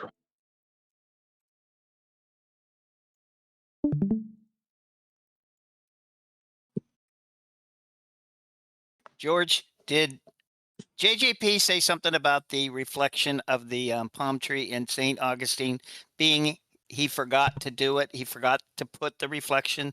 What? Gift giver did. Oh, it's a gift giver said that? Okay, that's When What? when I did don't gift remember giver that. say that? I don't remember that either. Oh. Oh, didn't it say a tree is just a tree or Said something a about tree the is reflection? a tree is a tree. But I thought was there something about he said he forgot to put a reflection or a shadow? No, Maybe not that I know. No? Of. I have okay. the one puzzle you will never hear me say John said anything about is St. Augustine. I specifically don't ask questions tangentially related to St. Augustine, No, and he that's specifically doesn't. Yeah. That's fair. I didn't. agree. I forgot about that. But Agreed. I saw the Anybody see the painting. image That yet? was good enough for me. okay, I'm sorry, Stephen. Go ahead. I just Finish. want to know what that dome thing is in the painting. The dome thing, the head. In St. Augustine. It is. I have no idea, except You talking about the rock? the rock. It's a big penis. No. Correct. Yeah, but with a face on it, Yes. Or two. or two, or Mm. known as the alligator. Go ahead, Stephen. Oh, Whenever the alligator you need to farm. get back in here, you can. Yeah. Oh, yeah, I've already shared it. The alligator Oh, farm. you already did it. Is it on? It's not on the You stream. can see it on YouTube or the Facebook. Wait a minute, let me look video, in- but we can't see it in the app. Oh, I got Tell something. him I see a about road. chat. Yeah, Is it the Oh. road with the I didn't. yeah. I Oh, think wait, it's the I'm not seeing gate. anything. Yeah, a This is gate. the- It looks like a and barrier or there's something. sidewalk right there. So that's the closest match I've ever found for that. It's a bar that binds something. Yeah. Somebody tell about the chat in here. Who Double you talking chatting here. On Facebook or what? Are Here, you there's talking? chat. No, here. I don't know what. I can't see what you're seeing.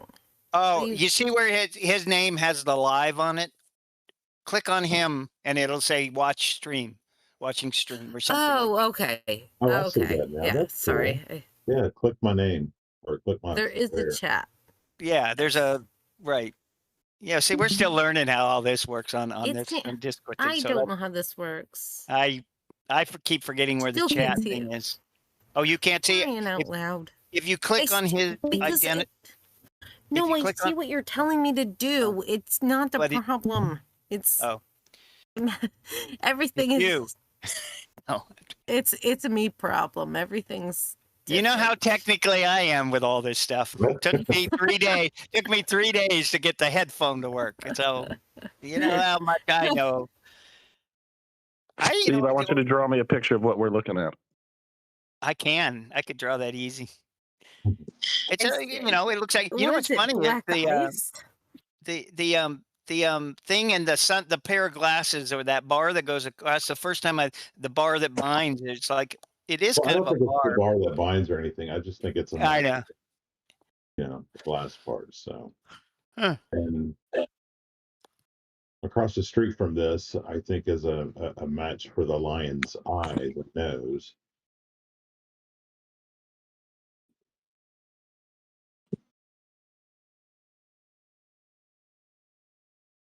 But I'll go ahead and stop sharing. Oh, that's possible. It just stopped liking you. Oh, I think he might. Chicago X, jump in and say something. We should know who you are if you want. I just curious but you don't have to. There's no rule here. So did we cover everything that the beginner secreter needs to No. know? I think we got to go back over the whole outline, but I think there is an outline that we started, I think. They know nothing. It's Well, unfortunate. But you know what's sweet though? Like, this is sweet because like the Steve is like, we want new people to continue and carry on the legacy. So we need to look out for them and tell them where to start. And then old grouchy people are just like, well, fuck new people. I hate new people. well, I think it's one of those things where you want them to start right, and you do want Yeah, it, so yeah. they can avoid getting bitten by that first dumb question, which is fair Well, enough. We all have them. yeah. At the same time, somewhere on the same page, it should be at this point, if you're confused or you really don't understand or you don't want to put the time and effort into it, put this page and book down and run. Like, get away from it because you're obsessed beyond your wildest dreams.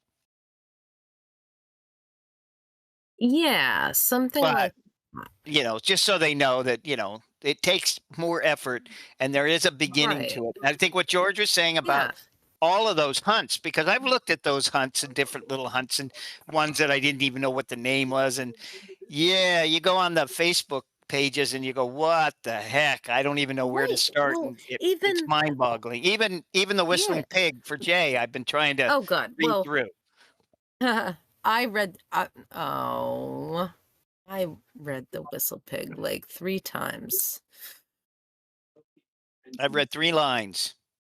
I read it cover to cover 3 A collection of times. short stories that you'll never finish. Yeah. Yeah, in one you day. can get that through. I mean, that's literally what it says in the primer. I can. He's right about that. I just haven't sat down and been patient with reading. Oh, okay. Did you get the book yet? I don't know. No, the only one I can find okay. is like $100 and something. Oh no. There's a wait a minute. We got a real new one. Holy Light Night. Holy Light Night. You can say hi. No, there's a Holy Light Night, and then we're talking to you. What's up? What's up? Yeah. I can try and figure this thing out. Oh, fair enough. There we go. Got it. Good. Hello, it's Daniel. How are you? Wonderful. Listening to all this wonderful stuff. Thank you. Are you a new person or do we know you? Fairly new. My name's Daniel. I've been listening to you guys for a few months now, I guess. Huh. Good. Okay. We were earlier. It was a big thing about trying to get something started for new people. Like when you started, George, how do I sum it up? I don't know. I just found out that I fucked up something really big. Oh, okay. So it's about like when a new person, when a new person 101. What would you like? What would you have liked to know, Holy Light Night, as a new person when you first came in, or what was the most confusing part, or what was it you really wanted to know? The first 3 questions. Man, that's a tough one. You can think about it. Yeah, I probably should. There's probably a couple things when I first picked up the book, I guess, and a lot of it was how to piece it all together. I guess that was the biggest thing, and I had heard and seen that there were numbers and clocks and different things, and it just snowballed from there. And then I went down every rabbit hole. That's okay. That's it. That kind of is what we were talking about. What does a first person, when they pick it up and they kind of, okay, they've heard maybe something or they get an idea of like, how can it be presented that they can kind of follow a few steps to get the right footing, and like explaining why there's clocks and objects might be a simple little thing to say, oh, okay, if that's accepted, then I understand that. And now I don't have to, I can decide if I don't believe it or not, but you would know why we numbered them 1 through 12 based on, already. So that's fine. That's fine. That was a good answer. Hey, you guys want to know first something thing I fun? did- Oh, sorry. Oh, Go ahead. go ahead. No, Go ahead. no. I would derail the conversation. So go. Yeah, what'd you mess up, George? Oh, we want to hear Yeah, you. what'd you screw up, George? We want to know. Hey, you know, in the Japanese hints where it says to get started, you have to start by matching the number on the verse. Yes. Yeah, Yeah. it doesn't say that. It was a translation error with my What's it translator. say? It Oh, what says, did it okay, so It says, I'll Steve, you're right. it says to find the location where the fairy's treasures are hidden, you must first read the verses. Of course, when I say read, since each of the 12 verses in the main text contains crucial clues for finding the fairy's treasures, you must not simply appreciate them as poetry. Rather than reading them as poems, you should read them as coded messages. It says nothing about the numbers. See, I always thought What that. What does Phil have to say about that? Didn't he do that translation? Phil where it said, also that we our translation disagreed. His did not say anything about the numbers. Well, didn't it say that always thought you that have to decode the numbers from the No. verse? No. No, I'm looking I at Phil's always thought translation that was now. wrong. What does Phil say exactly? Hang on. It says the same thing. Hang on, let me find. Really? Yeah, Get the fuck out of because here. we disagreed. Like our two translations disagreed, and we fell back on mine because it was done by a person. Like it was done by a translator. Right. He was a guy who taught English in Japan. I always honestly have said this a long time ago. I'm not saying I told you so, but it seemed like when you really get the translations and you look at it and you could see where the translator thought that because it says something about decoding. It's on a different Go page. ahead. Hang on. His is on a different page. Let me read the other page. Yeah, because it says something about decoding combinations, he took that because they say that in Japanese, it's the concept thing. So he took it more like a combination lock, almost like numbers on a lock. And I think my thought was that he always had that a little bit wrong. He took the wrong concept of what that meant, that it didn't really say numbers, but it was what he thought it implied. Decoding makes a lot of sense, though. But yeah, you can no, decode no, I was one wrong. Yeah, both of them say, all three of them say, work on deciphering Numbers? to do that, work on deciphering the combinations of numbers written in the verses. But I think I agree with you, Steve. I think it was just he was just. Well, that's how I always thought, because it just seemed like that if it's that hard to do, he took the wrong connotation of combination and numbers and made it sound like more of a combination lock. Yeah, like But I would think you're reading maybe the exact same line. You're reading the exact same translation line, though, right?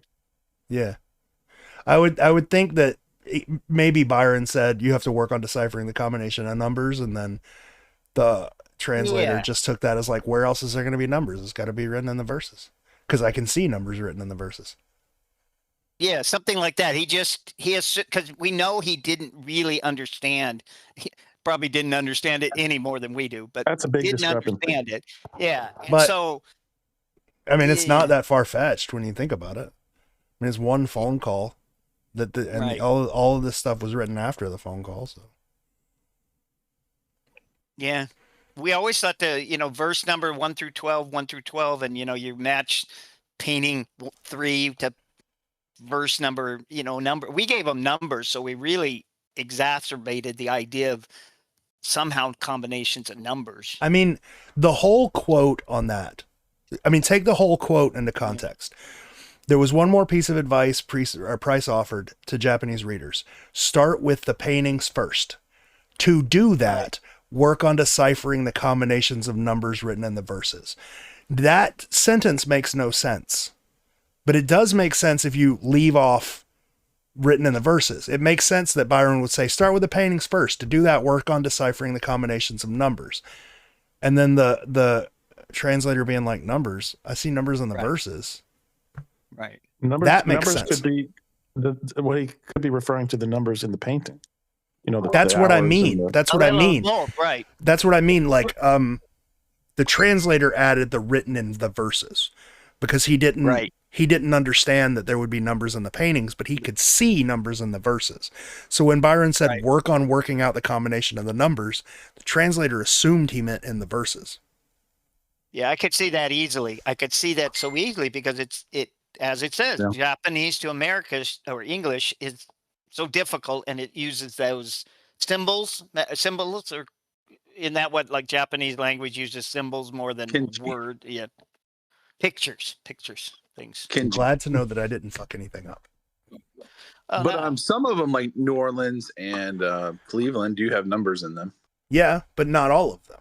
But well, I guess all but one. St. Augustine doesn't have any numbers.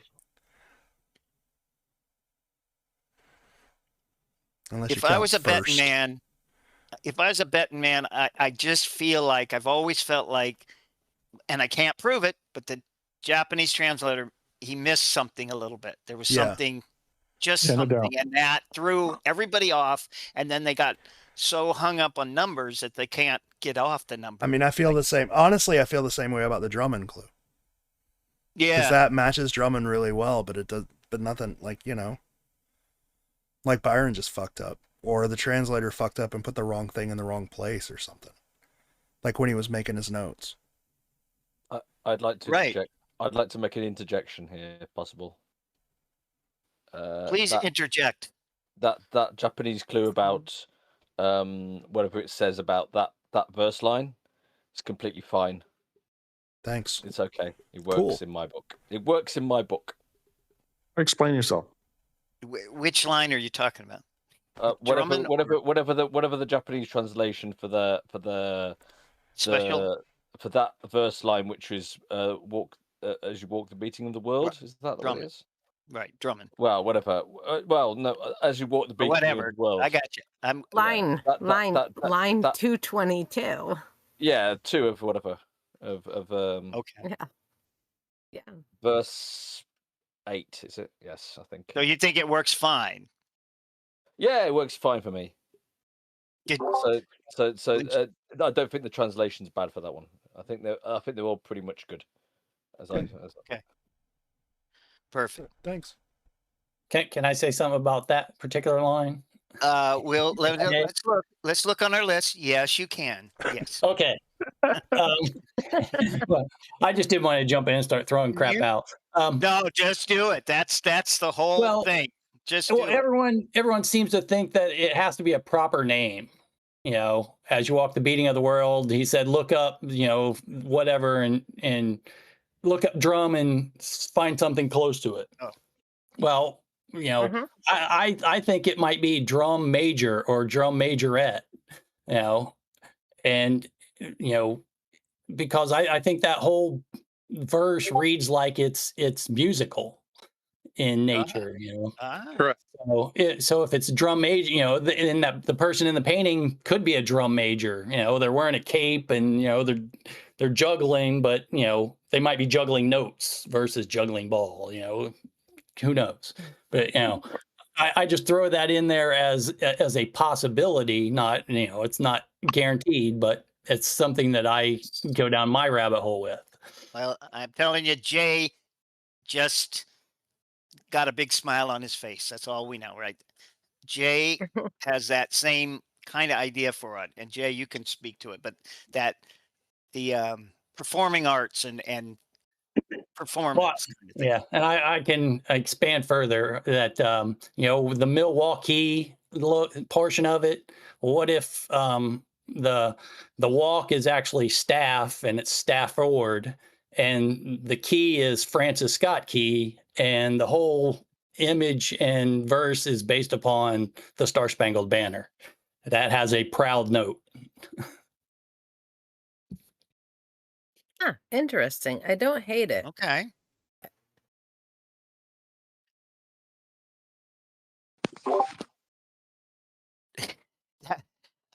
The silence doesn't mean anything. I just think nobody. Yeah. We weren't quite ready for it, but it was perfect. What? It's fine. Yeah, it's fine. Maybe. But yeah, I have my whole solve based upon that. Okay. One of my many solves. That's fine. That was interesting. It's different. Yeah, I got nothing for Milwaukee. I'm like, you tell me where it is. I don't know, don't care, have never been boots on the ground. And I feel like boots on the ground makes a difference. Well, if you want to, where I think it is, I think it's near the flagpole near the 18th hole. That's where I think it is. Oh, a golf one. Uh-oh. Well, it's on that section, but I mean, it's closer to the flagpole than it is to the 18th hole. But we're it's due right for a golf course. We're due for a golf course. And well, it's just north of where the lawn bowling courts are, and that's what I think he's juggling too. Is lawn bowling balls. Lawn bowling. Yep. Yeah. Is there ever tennis courts? Do we ever get to the tennis courts? That's St. Augustine. Oh, there you go. There you go. No, that one's pickleball. Yeah, there is a baseball field in Lake Park there too. I'm glad pickleball wasn't around in BB's time, because we'd be looking for something pickle in these. You know, we'd have to find a pickle. There's a few pickles in those paintings. Yeah, there's a different kind of pickle. That's you. Yeah. So anyway, but that's interesting. It's a different take on it. Milwaukee is not one I like Sarah says, if you're not boots on the ground or haven't been there, I have a hard time with that. Even when they talk about, over the bridge, down the ravine, through the woods, back up to the lion. Yeah. I'm like, where's the lion again? I have to ask every time. So, but interesting. Yeah, I have a hard time with Milwaukee. I have a hard time with New York, New Orleans, oh my God, New York's impossible though. I just we know we know where it is. To say, but you know where it is in New York. Yeah, in New York, it's on the shelf. It's on the shelf. Well, it is on the shelf. Yeah, I can't remember if it's a shelf or a bookshelf or a mantle. Mantle, I heard. A mantle. Mantle. You guys talking about that picture? You guys are talking about that picture? Yeah. I've never seen the picture. Yeah. What? I know. Oh, that's the story. Just the picture? Yeah. Okay, so I'm pretty sure what they're talking about is way before anybody knew that John had access to the to Joe Ellen's cask that he used for the tribute. Mm-hmm. Way before anybody knew he had it. He took a picture of it sitting on, I think it was a mantle, or it might have been a bookshelf. I actually think it was a bookshelf. Took a picture of it sitting on a bookshelf and posted it on his Facebook. Specifically to fuck with those two guys. Well, they believe it wholeheartedly. Yeah, I'm pretty sure they took it and ran with it. Oh. I'm pretty sure that's what we're talking about. That's awesome. No, there's two things. There's bookshelf cask and mantle cask. Well, I've never seen mantle cask. There's all right. One cask is completely naked that would have been John's unpainted Joellen Trilling cask. Yeah. But then there was also fully painted 13th cask. Could be a before. Oh God! Now I know. I have the fucking picture. I gotta find the picture. I know what you're talking about. I know with certainty what you're talking about now, because it was passed around to like two or three people, and I was one of the three people. It is the tribute cask, fully painted after John dug it up, sitting on the person who has its mantle. Because there's like shit to either side of it. Like, it's just prominently displayed on their mantle. The person that has it right now has it on their mantle, and they have a picture of it that they sent out to people. Oh. 100% that's what it is. If it's a fully painted cask, 100% that's what the picture is. There we go. I will find it. It's Discord exclusive. A Discord Fun Night exclusive. And that poor person who's out there sitting there staring at the cask all these years, you know, got the chair lined up, the lights are shining on it, and he just sits there and looks at it. I think One I remember day. seeing that picture posted like years ago, and it was after Yeah. it was after JM dug it up and stuff. Yeah. Now I'm like, Yeah, so that was where that the story, but fuck we don't they want get to to figure out let's all not the- dwell on it the too much. Let's picture not things. get too many. 'Cause we might attract an alternate view of that story. Or anyways, Cammy, is that you? Cammy, is that Cammy from Montreal? Cammy, or because you went by different names, so I'm not sure which Cammy. Please I'm say Cammy from Oh. Cammy from Orlando. Cammy from Orlando. That it's not the Cammy I was singing. So what do you have Better known anything? as Blue You want to Lake. ask any questions? You want to comment? You can whatever you want. That was Cam, Yeah, not Cammy, by the way. What is it? What? It was Cam, not Cammy. Right, you're right. That's why I got it wrong. No, I'm a anniversary hunter. Oh, so are you in Anderson, or did you go to Anderson? I'm here right now. Oh, you answered cool. earlier. Okay, That's good. cool. Oh, we're waiting for that. And you got some ideas? Yeah, I have one. Okay, good. That's good. Yeah. All right. You don't have to tell us. Is it near the water tower? Can you see the water tower? Of course you You can see the water tower anywhere at the mall, as I George know. said. Yeah, that's why I didn't worry about asking. All right. I see. How many people are down there so far? Right now it's me, Jimmy, and Jessica, and then Erica's coming Wednesday. Okay. Oh yeah. I see. Okay, good. Well, good. I think there's like over 15 people that are showing up though. Oh my goodness. So you guys all running around with shovels and probes, and hoping the police departments don't come cruising through. Is that the plan? Yeah. We're gonna ninja. Yeah. Yeah. That will be funny. We did it before though. Nobody really bothered us. Cool. That should be fun. It sounds like fun. And yes, so you were in that original group that went long ago that was all over the place? Yeah, I was with them, the same people, for a week. Okay, so just answer me this. How do you know you guys aren't going to be digging or probing the same spots that maybe other people already probed and digged? Did you guys chart anything, map out anything? Do you have any clue?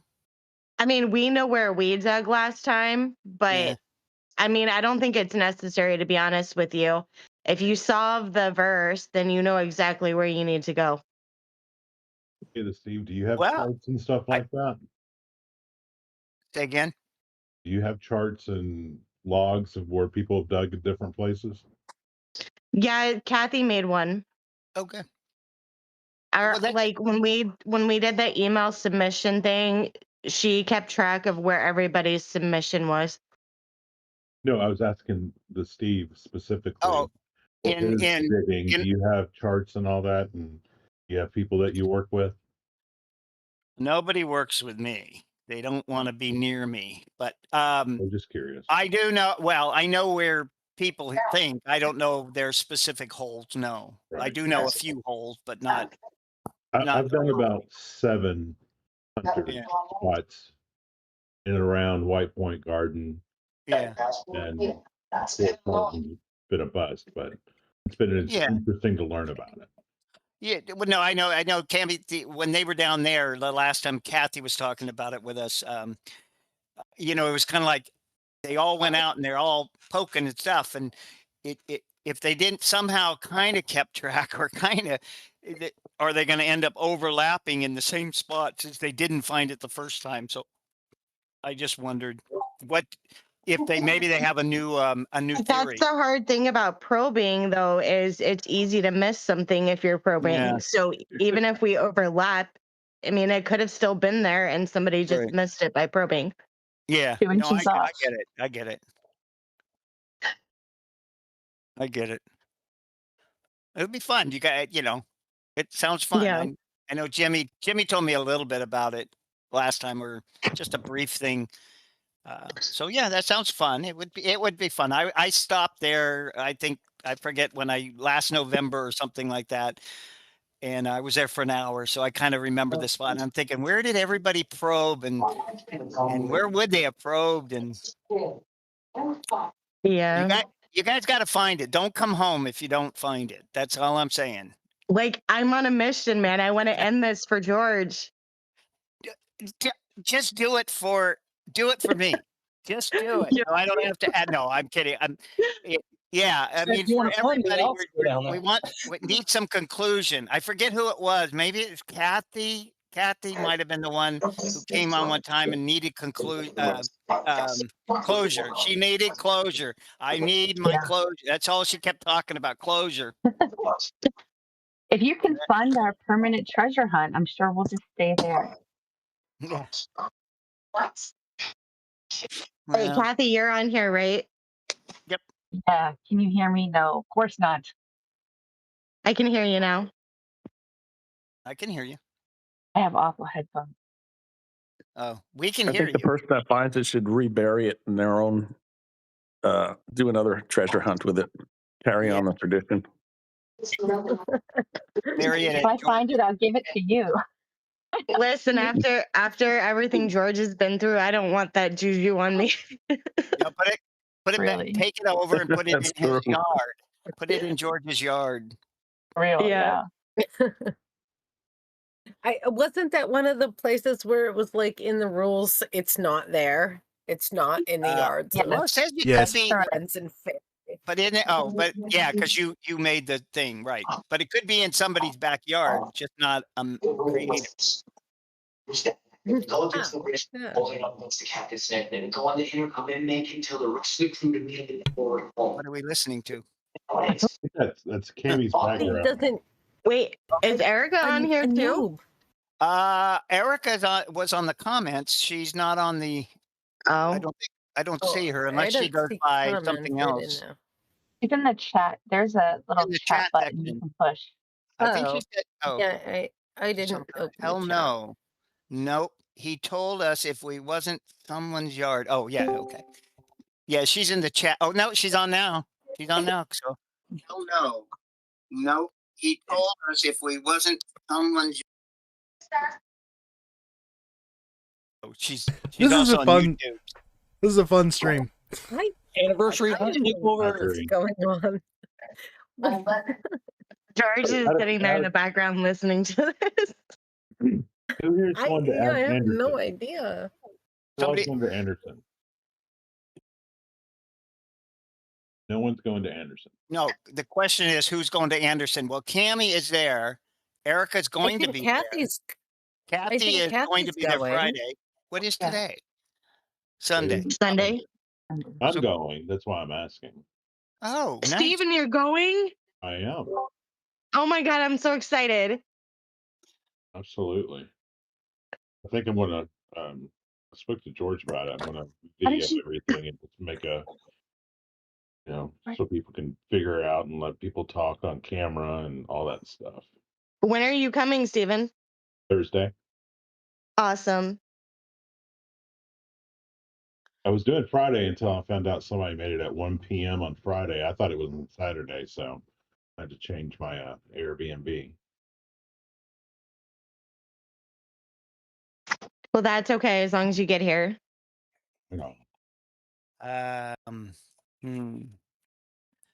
That's cool that you're going to document that, Steven. That's awesome. Yeah, I've done a little bit of a deep dive, and I don't fully understand it. I talked to George last week while we were doing our podcast in Charleston, and of course, he's not going to say anything. So it's a conundrum. I don't understand the letter. I don't understand. What is it? 7 of 14. It's wireless. You gotta wiggle the connection. 4 of 7 my and ears. 13 would be nice. I think Kathy's having trouble with her thing again. Yes, So Cammie we is can wiggling hear her ears. It's fun. Yeah, let's see. We can hear you. She's just like, I'm out. Oh no, she didn't. Let me see if I can mute her. Get it. You ever tell the truth? Hey, Cammy, mute your mic, please. We can hear everything in the Yeah, background. literally. I have muted Cammy. I don't know if that's only on my end or not. Gotcha. Oh. Now it's quiet. So what is that? So maybe, I don't know if anybody else is curious. The ones that are going already know. So what is the plan?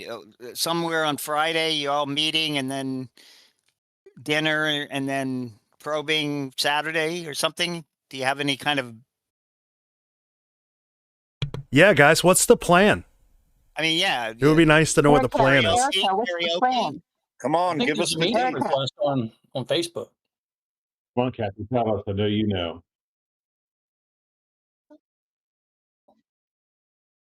I know there's a meetup at 1:00 at the Game Cache on Friday. Okay. And then Eric is saying we're going to Pelicans and then to dinner maybe downtown where the soiree is. Isn't downtown going to be stupid busy because of some celebration? Yeah, it's going to be The crazy. soiree. A soiree. Wow. Celebration. Yeah, we don't have to like stay together, but A soiree. This is fun. Does that include karaoke? No, it's like a really, really big block party. Oh. Like a fancy block party. Wow. Okay, good. Because then you could take pictures of the block party as a celebration of finding the cask. You don't have to say that it wasn't really about that, but Well, I'm personally going to be looking at baseball fields for some reason. So something's pointing me in that way, but I've heard that that's been marked out of some border, so I don't know. oh yeah, I don't want to break the news to you. I think that's out of the boundary. The girls Is can there tell a you. boundary? The ladies can tell you the boundary. Right? I think so. I think I read Yeah, that. I think it's on the. I think the baseball fields are on the wrong side of the. Did George confirm the boundary? Yeah, the boundary is correct. Okay, that's good. Then I will not be visiting The baseball field. You go to the baseball fields if you want, man. They're cool. They're baseball fields. You can play baseball, tag if you want. Yeah, the first time I looked into the anniversary cast, I got to Alabama. And to be fair, he did say that that boundary was going to hurt us more than help us. Oh, 100%. Oh gosh. There you go again with that 100%.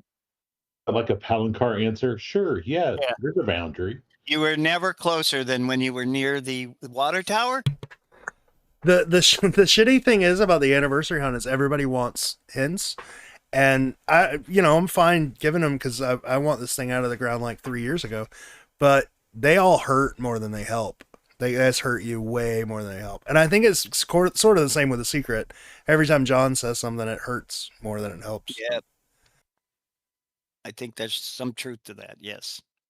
The only thing that I paid attention with John was at the Cleveland meetup, and on the Charleston image, he said, I think it was 1 or 2 things haven't been found. So it's piqued my curiosity, if I remember correctly. Well, isn't that the quote of there's 2 things that haven't been found 1-to-1 or. Yeah, he didn't specify a painting. Yeah. Which we I'm incorrect. My bad. I thought it was fine. in Charleston. Well, it's fine. We don't really. It might be Charleston. We don't know. You could be right. Charleston could be because there's a lot of things we keep putting the book up to my eye and I'm not finding it. So it's possible. Well, it's good to have somebody check you because hindsight's 20/20. But sometimes in the heat of it, when you're taking care of a lot, kind of get stuff muddled. So that's good. Yeah, no, that's why it's the soldiers and sailors monument in Cleveland painting. Oh That's what it is. God. Yeah, that the helmet. That's a battle I'm going to be fighting forever. The helmet. Oh my gosh. Well, see now, that painting is that you'd think. Oh, he didn't really remember where the helmet came from, but if we could get him to say it doesn't matter, that would be helpful. It came from the preliminary sketch, don't you remember? Yeah, and the preliminary doesn't even have a helmet. I remember at the Constellation the helmet. Cleveland meetup, I asked him about the tail on the horse. I was like, "Does that have to do with the serpent mound?" And he was just like, "I can't talk about that." He had a little gleam in his eye. I'm like, "All right, maybe." But that doesn't make sense if we're supposed to know everything about it and we're getting the preliminary sketch for cornerstones, then we already know everything, and it just doesn't make sense to me if we don't even know what the tail is supposed to mean. Should be about that time we should get the second one. Hopefully. George? I don't know. I don't know. He's talking about putting out more drawings soon. And generally that means, you know, he probably got one ready, but I don't know that for sure. It's fine. Be interesting. It'll be. I think we've beaten that poor Let's dead have a horse. meet up at JJP's front door. Yeah. Oh yeah, we started earlier there, right? With the horse and the owl picture, right? A horse and the owl. And then that's the painting's name? The sketch, right? Or so, yeah. The sketch. Yeah. Has this Yeah. chat really been going for 5 hours? Oh my Sounds god. about right. Well, I've done a 12 hour started day this. one day, so I actually started this one, so good for yeah, me. Sarah actually gets this one. This, you know, but yeah, it this has. belongs to I me. vote Steve and Sarah take over Sunday Fun Days just from now on. I don't know if I can Yeah, about to say. I was just about to say how good a job Steve's doing as moderator. Yeah. I know a lot of stuff. Oh, I know a lot of stuff about a lot of stuff that I don't know really what I'm talking about. So I can keep a conversation going. No, That's a Yeah, well, thank even you. going Thank is you. one thing, and it, Good job. Wow. I mean, I got topics on all sorts of things. Even I can I can pull one out of the blue. Jimmy, if you're still listening, is the box all repaired and beautiful again up in Chicago? Oh yeah, that's cool. He may not be listening. He may have fallen asleep. He does a good job with that thing. He does. He keeps it up, and I've seen it. I'll ask him. He'll go, "It got torn down again. I'll fix it. I'll get thing." And Yeah, and I'm like, we're "Oh my talking about gosh!" the anniversary cask. No, right? no. We're talking about like he made like a box to commemorate the Chicago find. Yeah, you know, the fence and fixture, the fixture. Oh, that. green Oh, box. okay. Yeah, That's yeah, the Jimmy. green Jimmy thing. did all that. Okay, I Jimmy didn't. did all that. Oh, and okay. he's had to repair it. He's had to repair the halo part. He's had to do it like, I don't know, 2, 3, 4, 5 times. And Yeah. Okay, I didn't. Good on I him. don't That's think cool. I've ever yeah, talked no, to he's the man. Jimmy. So Looks like it got wrecked I again don't- recently, didn't it? It did a while back. For Yeah, Halo? I was wondering if he had fixed it by now. He must not yeah, be hearing somebody's us, so. got to give me like a map of the people and the names and who we hang out with, because like sometimes Well, tonight's I know the the- biggest night that I'll Yeah. forget everybody. I'll forget exactly right, who everybody exactly. is. So. Me too. That's what I'm saying. I don't even know who all these people are. Well, next time some of them that didn't. My name is George. George. I know. Welcome, George. Sarah, are you on the Facebook group?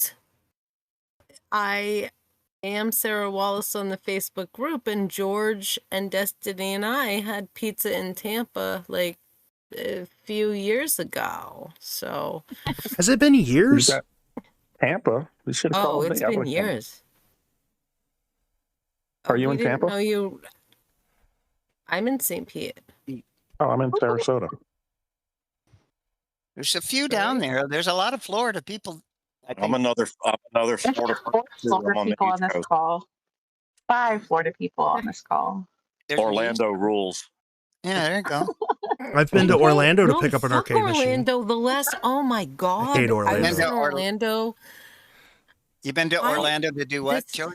Oh, I picked up an arcade machine there, but that's why I met Sarah in in Tampa that's- because I was yeah. picking up an arcade machine there too. Right. Well, I'm a native Orlandoan, and I lived in Tampa for a couple of years for high school. So There you go. And I'm Daniel Lewis, by the way. That's me. Daniel Hi. Lewis. That's right. Nice to meet everybody. Nice to meet you. I hate your town. I hate driving through your town. I don't live there anymore. I'm on the East Coast now in New Smyrna. Oh, okay. Nice. Oh, cool. Yeah, like the last time I was staying in Orlando. Steve, are you coming back to the group? Am I what? Are you coming back to the Facebook group? Oh, I should. I don't. I'm always afraid of it. They trigger me. No. I should get a member again. I should log on and do it and stay there and then. But yeah, I will. I'm on. Wait, who is? I come and go. Peace of mind. That guy has a restaurant in Sarasota, right? Yes, Rob. Sarasota restaurant man. Okay, that's why it's rest, work, play. That's what I do. I rest, I work, and I play. And it's not a restaurant. Nice. It's the restaurant. Really? Oh, shush. Awesome. It has a 5-star rating from Joellen Trilling. Wow. I've never been, but I didn't know any of that when I drove. I mean, I crossed the Sunshine Skyway Nightmare Bridge to go see the JJP painting, the Farfield, which it was for the watercolors thing. It was, on tour. Where was that? That's when I went. In Bradenton? 2 years ago, Bradenton. At the Okay. Well, that's coming back. Yeah, He's got another show that's coming back. I think next year. I know. I will be. I didn't know that happened like, last year, though. I'm sorry I missed that. Oh yeah, it I'm was sorry I missed that. last year or the year before. I went down. I saw the Farfield painting, JJP painting, in Bradenton, at the gallery across from the planet. Yeah, the gallery diagonally from the planetarium. Yeah. Bishop Planetarium. Yes, Bishop Planetarium, but like the gallery that the watercolor JJP painting titled The Far Field was, a few blocks away. So I drove down there with my mom and we saw it. And it was for sale at the time, by the way. Like, we started this earlier conversation when we all started it. Like, it was $30,000. I think it had like a $27,000 price tag on the painting at the time. Yeah. So not only did I forget my checkbook, but I would have had to have lit a match and burnt it up, and they wouldn't have accepted it would have bounced bounced mine. Yeah, so George, I think back to George on the original question earlier today. Yeah, let's go above 10,000, more like 15. All right. Minimum. Yeah. Wait, there's more people on. Let's ask. I know. What what do you think a monetary value of the Houston painting would be? Which we were told is about the size of the St. Augustine one. That is correct. Pick a painting and tell us. Just pick, if you want, pick your favorite painting and tell us what you think the value would be, other than the St. Augustine one, which is not for I sale. went for the first number that I thought of, like $7,000. No, I would say 20. Well, what would you pay for it, or what do you think it's worth? What's it worth? Either or both. Yeah, both. I just wanted to start. If I bought it, it would be worth, it would be unbuyable if I bought it, but, Well, so, yeah, I'm there too. So what do you think it's worth? Or what would I pay for it? I would pay $20,000 for it. Or if it was going to auction, where would it start?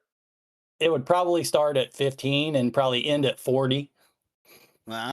Oh, yeah, that sounds reasonable because that's crazy. Well, And there's 2 or 3 or 4 people in this group, yeah, like, not necessarily us, but yes. they would pay that for it, and they could afford it. No, right. Is it for sale? People, George, you're sitting on a gold mine. I mean, not currently.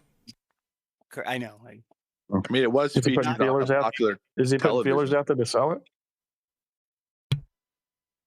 I don't think so. No. What you said this started off as a chat earlier. What was the chat earlier? It was started with the preliminary sketches and how quickly they sold, and they should have gone up for auction. But and then it came. Go ahead, George. I mean, I feel like if people start throwing around $20,000, that would be hard for him to ignore. Right.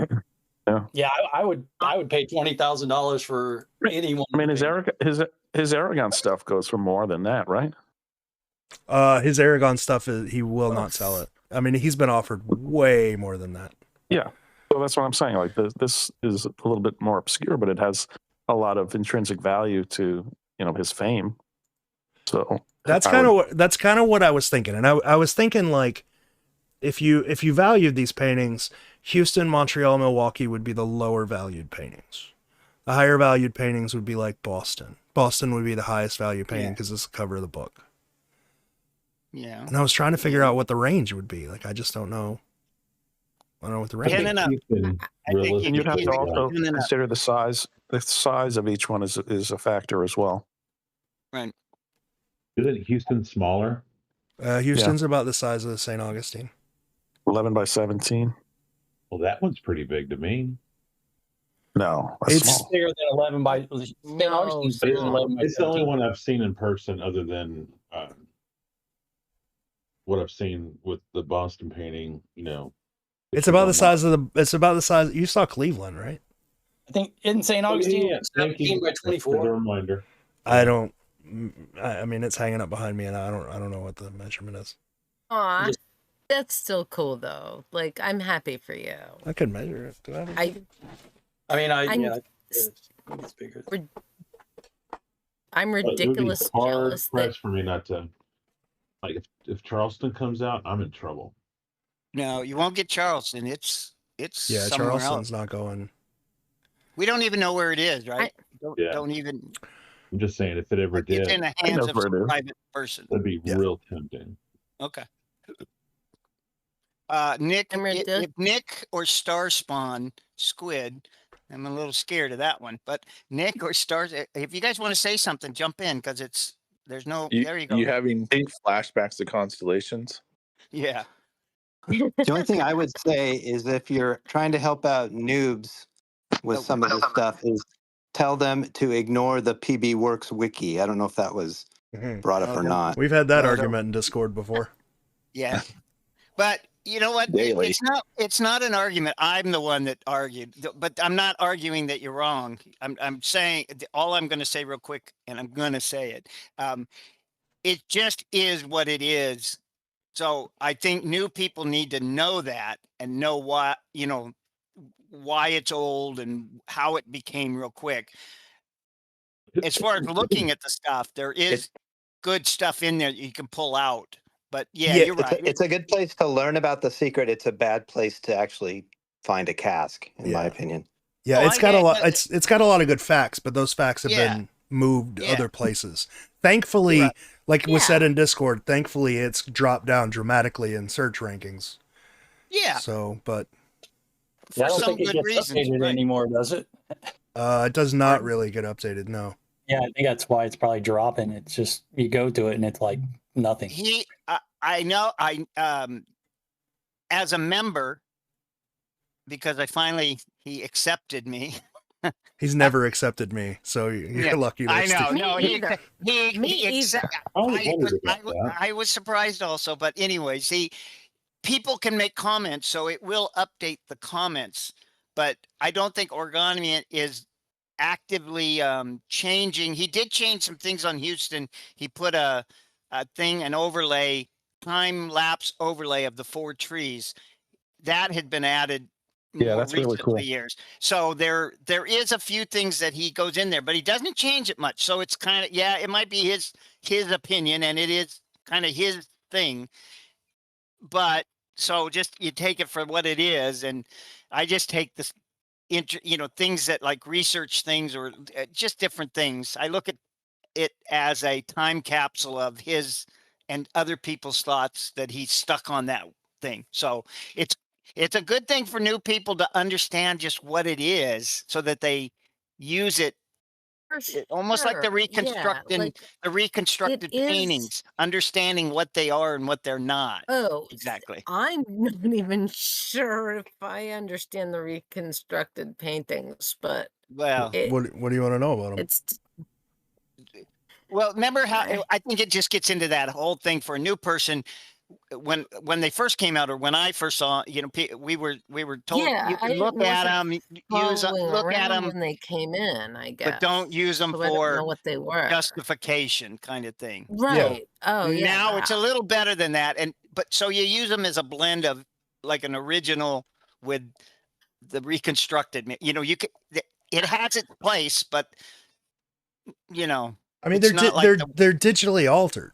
So Right. if you start like zooming in, and like a good number of hunters do, looking Yeah. for microscopic clues, you're going to find things that were digitally added. Which is why we were always like, Yeah. just don't use them. It was easier. Right. It's easier to put a blanket statement of don't use them than to be like, they're digitally altered and blah blah blah to every single Yeah, that's person cool. every time it comes up. But that for a new person who looks on 12 Treasures, they see the different ones and they don't really understand why there's different then ones, it gets images there, I and think they that's just one of those things. I think they just What need to then understand they're that they're taken from the actual photographs of the Right. things. Right. And that's They're not. They're No, not that's taken important from. caveat. They're not taken from the photographs of the paintings. There are elements of photographs used in the paintings, but they are, because Rob, we've had this conversation before. They are not just photos of the paintings. Hey, They're I not. agree with that. They're not just photos, but there are patchwork from those photographs and other sources as well. Some of them. There's patches in there. Yeah, like the Cleveland. What's the name of the news? The newspaper that Plain Dealer. was Plains Dealer. Yeah, that was the digital art from the Plains Dealer that was used. There undoubtedly is photographs. Oh, that's St. interesting because I Augustine. don't even know how they came to be. Like I feel like I was here, I was always on, but I don't know the time when those popped up. I wasn't following, so I don't know anything about I don't think the how provenance they is came to important be. because there's some legal issues within that. Yeah, there's a lot of legal gray area. Now I heard Plausible deniability is plausible what you deniability is a must good word. understand about the stitched Spelled together. with an E, Gray? Grey? Yes, it's gray. Oh, Cool. great. So thank you, Nick, for bringing Oregonians into my conversation. But everything taken with a grain of salt, and everything's got to be for new people. There is a lot of that learning what it is and what it isn't, and who's even the old podcasts. We always tell people to go and listen to those old podcasts to catch up. But like George pointed out, some of the old podcasts even have been outdated or new stuff has been found. So you got to take it with what it is and when it was. Yeah. So. Yeah. I really wish, like, if Oregonian's not going to update that thing regularly, I really wish he would turn it over to somebody that does. Anybody who keeps up with the times and updates it with. Yeah, well, I think Chris Preacher knows him well enough and Chris, so that'd be the only way you could talk to him indirectly. But yeah, it is kind of funny that he's still hanging on and around and not really. You can say the same about Q14 in past iterations. Oh, Well, Q4T exists for a lot more than just the secret. That's just its most active thing. Mark keeps it active for everything else. Yeah. I like Q4T. Really? I know that it's I know that it's dead, but I can't let it die. But Preacher Is he still and accepting members or no? He cut that off. No, still. no. I Still can't. no, there's no noobs. That's what I'm saying. He's Yeah. not keeping it updated with all the certificates and everything you need to run a website. Oh no, you can break in. You could break into that forum super easily. Yeah, so he's not really maintaining it. I mean, he's ran it for what, 30 years? And I don't think it's ever been updated. I think it's still. Like no, he did one PHPV time because I 4. had to create a new username to get through it. Eric had to help me. Oh, okay. That was like Eric 2012. and Preacher are still friends little and bit. playing chess, though. Yeah. A little bit. I don't know how much so. I'm surprised But- Mark brought that back when the EU did all of those changes, and I'm surprised he hasn't It shut was it back down. Easter. It was Easter of last year. Because that was always the talk, right? Like the inside talk was that he was going to shut it down.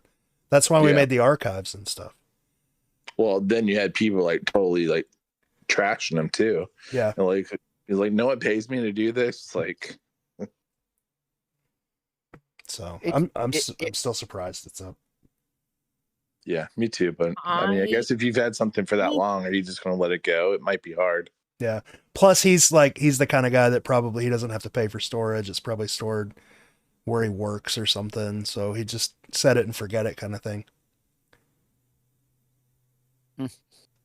I'm probably the last one who would really care if it left, but I do love Q4T. But most of storage is just text because he dumps all the links. Almost all those links in picture are they're broken. Yeah. Oh, what? Well, that's a good point. It's Q4T. We usually a new person or something, we might direct them to go over there and read through it, look through some of the history of it and all that kind of stuff. And that can confuse new people too, because a lot of it doesn't work, or we all know that the story things got deleted. So sometimes when you're reading something, it may not give you, that you take too. it, you gotta take it with the grain of, as it is. So nothing is perfect in these, but no, I wouldn't tell any noob to like go look at Q4T, even from Nah, there's too much shit there now. yeah, right. But if you show an example of something said from long ago or some reasoning, you show it, then you have to explain where it came from, and then they go, "Oh, so yeah." Right, because that's the good stuff. Like That's all on 12 Treasures now. Yeah. Right. Yeah. It's the slowest fucking spill ever. Oh God. But I don't know. I mean, I miss it because it was a place where like everybody's friends were there, back when everybody could still use it. I mean, and it was a place where like crazies couldn't get in, like you they had to couldn't solve a puzzle to get in. Yeah, you had to solve a puzzle to get in. I remember that. You did. You had to Nice. solve a puzzle to get Yeah, in. you had to answer questions or something. that Correct. proved that you knew the history of puzzles. What? Yes. I mean, and there was a bunch of them, and they were like worded in weird ways. Like one of them was, what was the answer for Masquerade? It was close to Amphill, right? So you had to know that. Wow. Close was by the Amphill. horse foot. How many feet are in the horse painting? There was a horse foot puzzle. Yeah. With that was a thing, and there was another one. Yeah, we had to answer puzzles to like get our account. I like Facebook's is, hey, did you read this? And you got to answer it. And it says, that was so that we know you read it. And say, oh, okay. Yeah. And why are you here? Play. But it's like you talk to old members, and they're just like, that was the golden age. That was our home. You know, it was where we all got Right. together, and then the trolls happened. Well, you look at the I know, times yeah. too. I always loved that a lot of the conversations were happening at 2 a.m., 1 Yeah. a.m., 3 a.m. Some weird hours, you know, and I know there was probably time zones and all that, but Time. Yeah. it was weird how it was really late at night and stuff. So, but again, a new person or a newer person or a person coming to it and wants to read about it's part of the history of our community as it is all has to understand what Yeah, it was and why some were I- angry and some aren't. Yeah, I get that. And now it's like a new person. It's like, yes, you have to read Q for T, but there's a very specific window of Q for T. And also, don't judge the rest of us at the end of Yeah. Q for T's life because we are having fun, you know, if that makes sense. I don't understand. Like, I don't understand. I don't know who Choice is, number one. But that doesn't Yeah, matter. he's the one. He seems like a nice guy. Like, I've talked to him privately. We've actually we've had bid wars on eBay where he's just been like, "Am I bidding against you? You just take this thing." Oh, shut the fuck up. Yeah, yeah. He's saved me a lot of money. There you go. That's cool. I don't understand. I don't understand why. What's fucking Thrasher Fortune 1? I don't understand why. I don't understand his goals. Like, why? Like, it seems like he just wants to destroy Quest for Treasure, and I don't understand why. He does seem like a bit of an angry person, unnecessarily. Yeah. But Choice, like you say, Choice is usually uplifting. Not uplifting, but I mean, he's usually not the negative unless you like really kind of antagonize him. Well, they go back, yeah. I assume. really, there's only I assume four Choice people. is other places, right? Like on Facebook. Or I on know Discord. he's on I don't the know. mysterious writing one. Oh yeah, he was on course. that, and he was angry there. He wasn't nice to me there, so I left. He was well. You got triggered. You got triggered there too. Yeah. It don't take much. All of a sudden, you'll notice the word delete is in my vocabulary. No, he was just obnoxious when it was, and even he started throwing Sarah's name in too. So remember that, Sarah. But he was so obnoxious that it was like there was only me and two other people even talking on there or even adding a post. Oh, the bacon So- guy. I don't know who that was. That was that on dicey cat or something was on Dicey there. but- Cat. Yeah, and I don't know who it's that like was. you're just losing. You're just antagonizing one of three. So if that's what your goal is, Yeah. call me Rob and delete. I mean, I never understood because like he's always had a thing out for me, but I've never done anything to him. Aside from Dave or Choice? Dave, Choice has always been really kind to me, unnecessarily kind. Like I like had a bad day once. I think my dog died, and I yelled at Choice, and he sent me a message. He's like, "Dude, what's up?" Yeah, he posted that on Q for T, I think. He was like, George gave me shit, and he was like, my dog died. Yeah. You know. But Where's Eric tonight, by the way? I don't know where Eric is at all. Actually, Yeah, we haven't I talked haven't him for a talked to few him days. I haven't talked to him in a long time. Well, he's I know he missing was- out. Yeah, he was getting tired. I think of just. I wonder if people are still listening. Well, to he was us. getting cranky. Oh, I know. Is Right? anybody? Do we have? I haven't even 12 looked at listeners? chat.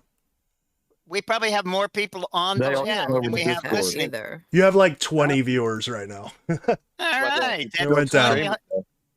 Those diehards are out there. I They could probably stop. Forgot to log off. I could stop streaming, but who cares? Yeah, But yeah, like okay. I don't like Dave. I don't get his motivation, right? Like I know, like people were never really friendly with him, but like, is that enough, like, to hold that kind of, grudge for 10 fucking years after? You know what I'm saying? Like I just don't get the Especially over- motivation. Especially over like a 40-year-old book.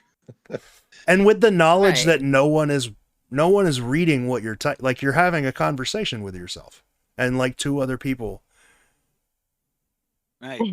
And I'm one of them. And you're one of them. I remember Yeah. reading that forum, and I don't know who the usernames were because it was years ago. I didn't really follow it that much. I had a good look through it, but it was like someone posted their idea or whatever, or said something, and then everyone says, "Oh, congratulations! Now you can go on to solve the Zodiac Killer thing." And I thought, "Oh, what a! It's not unnecessary." But these are the internet forums. That sort of shit went on.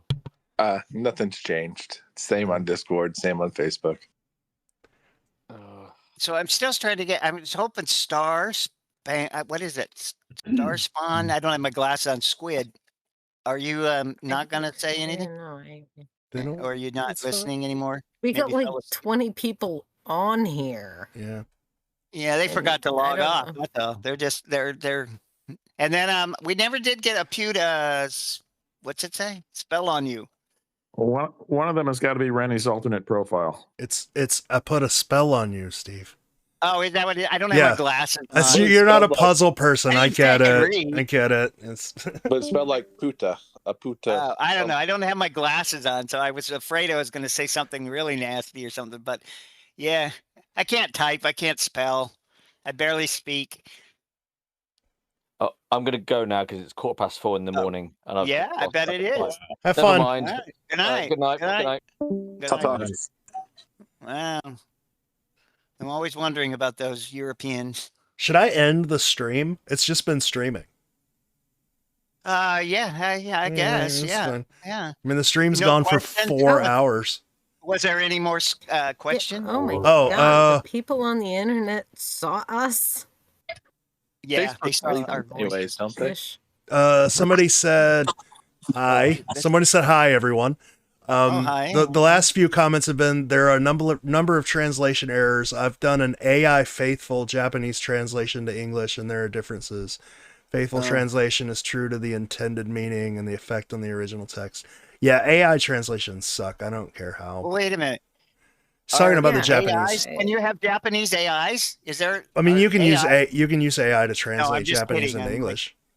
Yeah, I'm like, so, but they're not nationalities. AI isn't a nationality yet, right?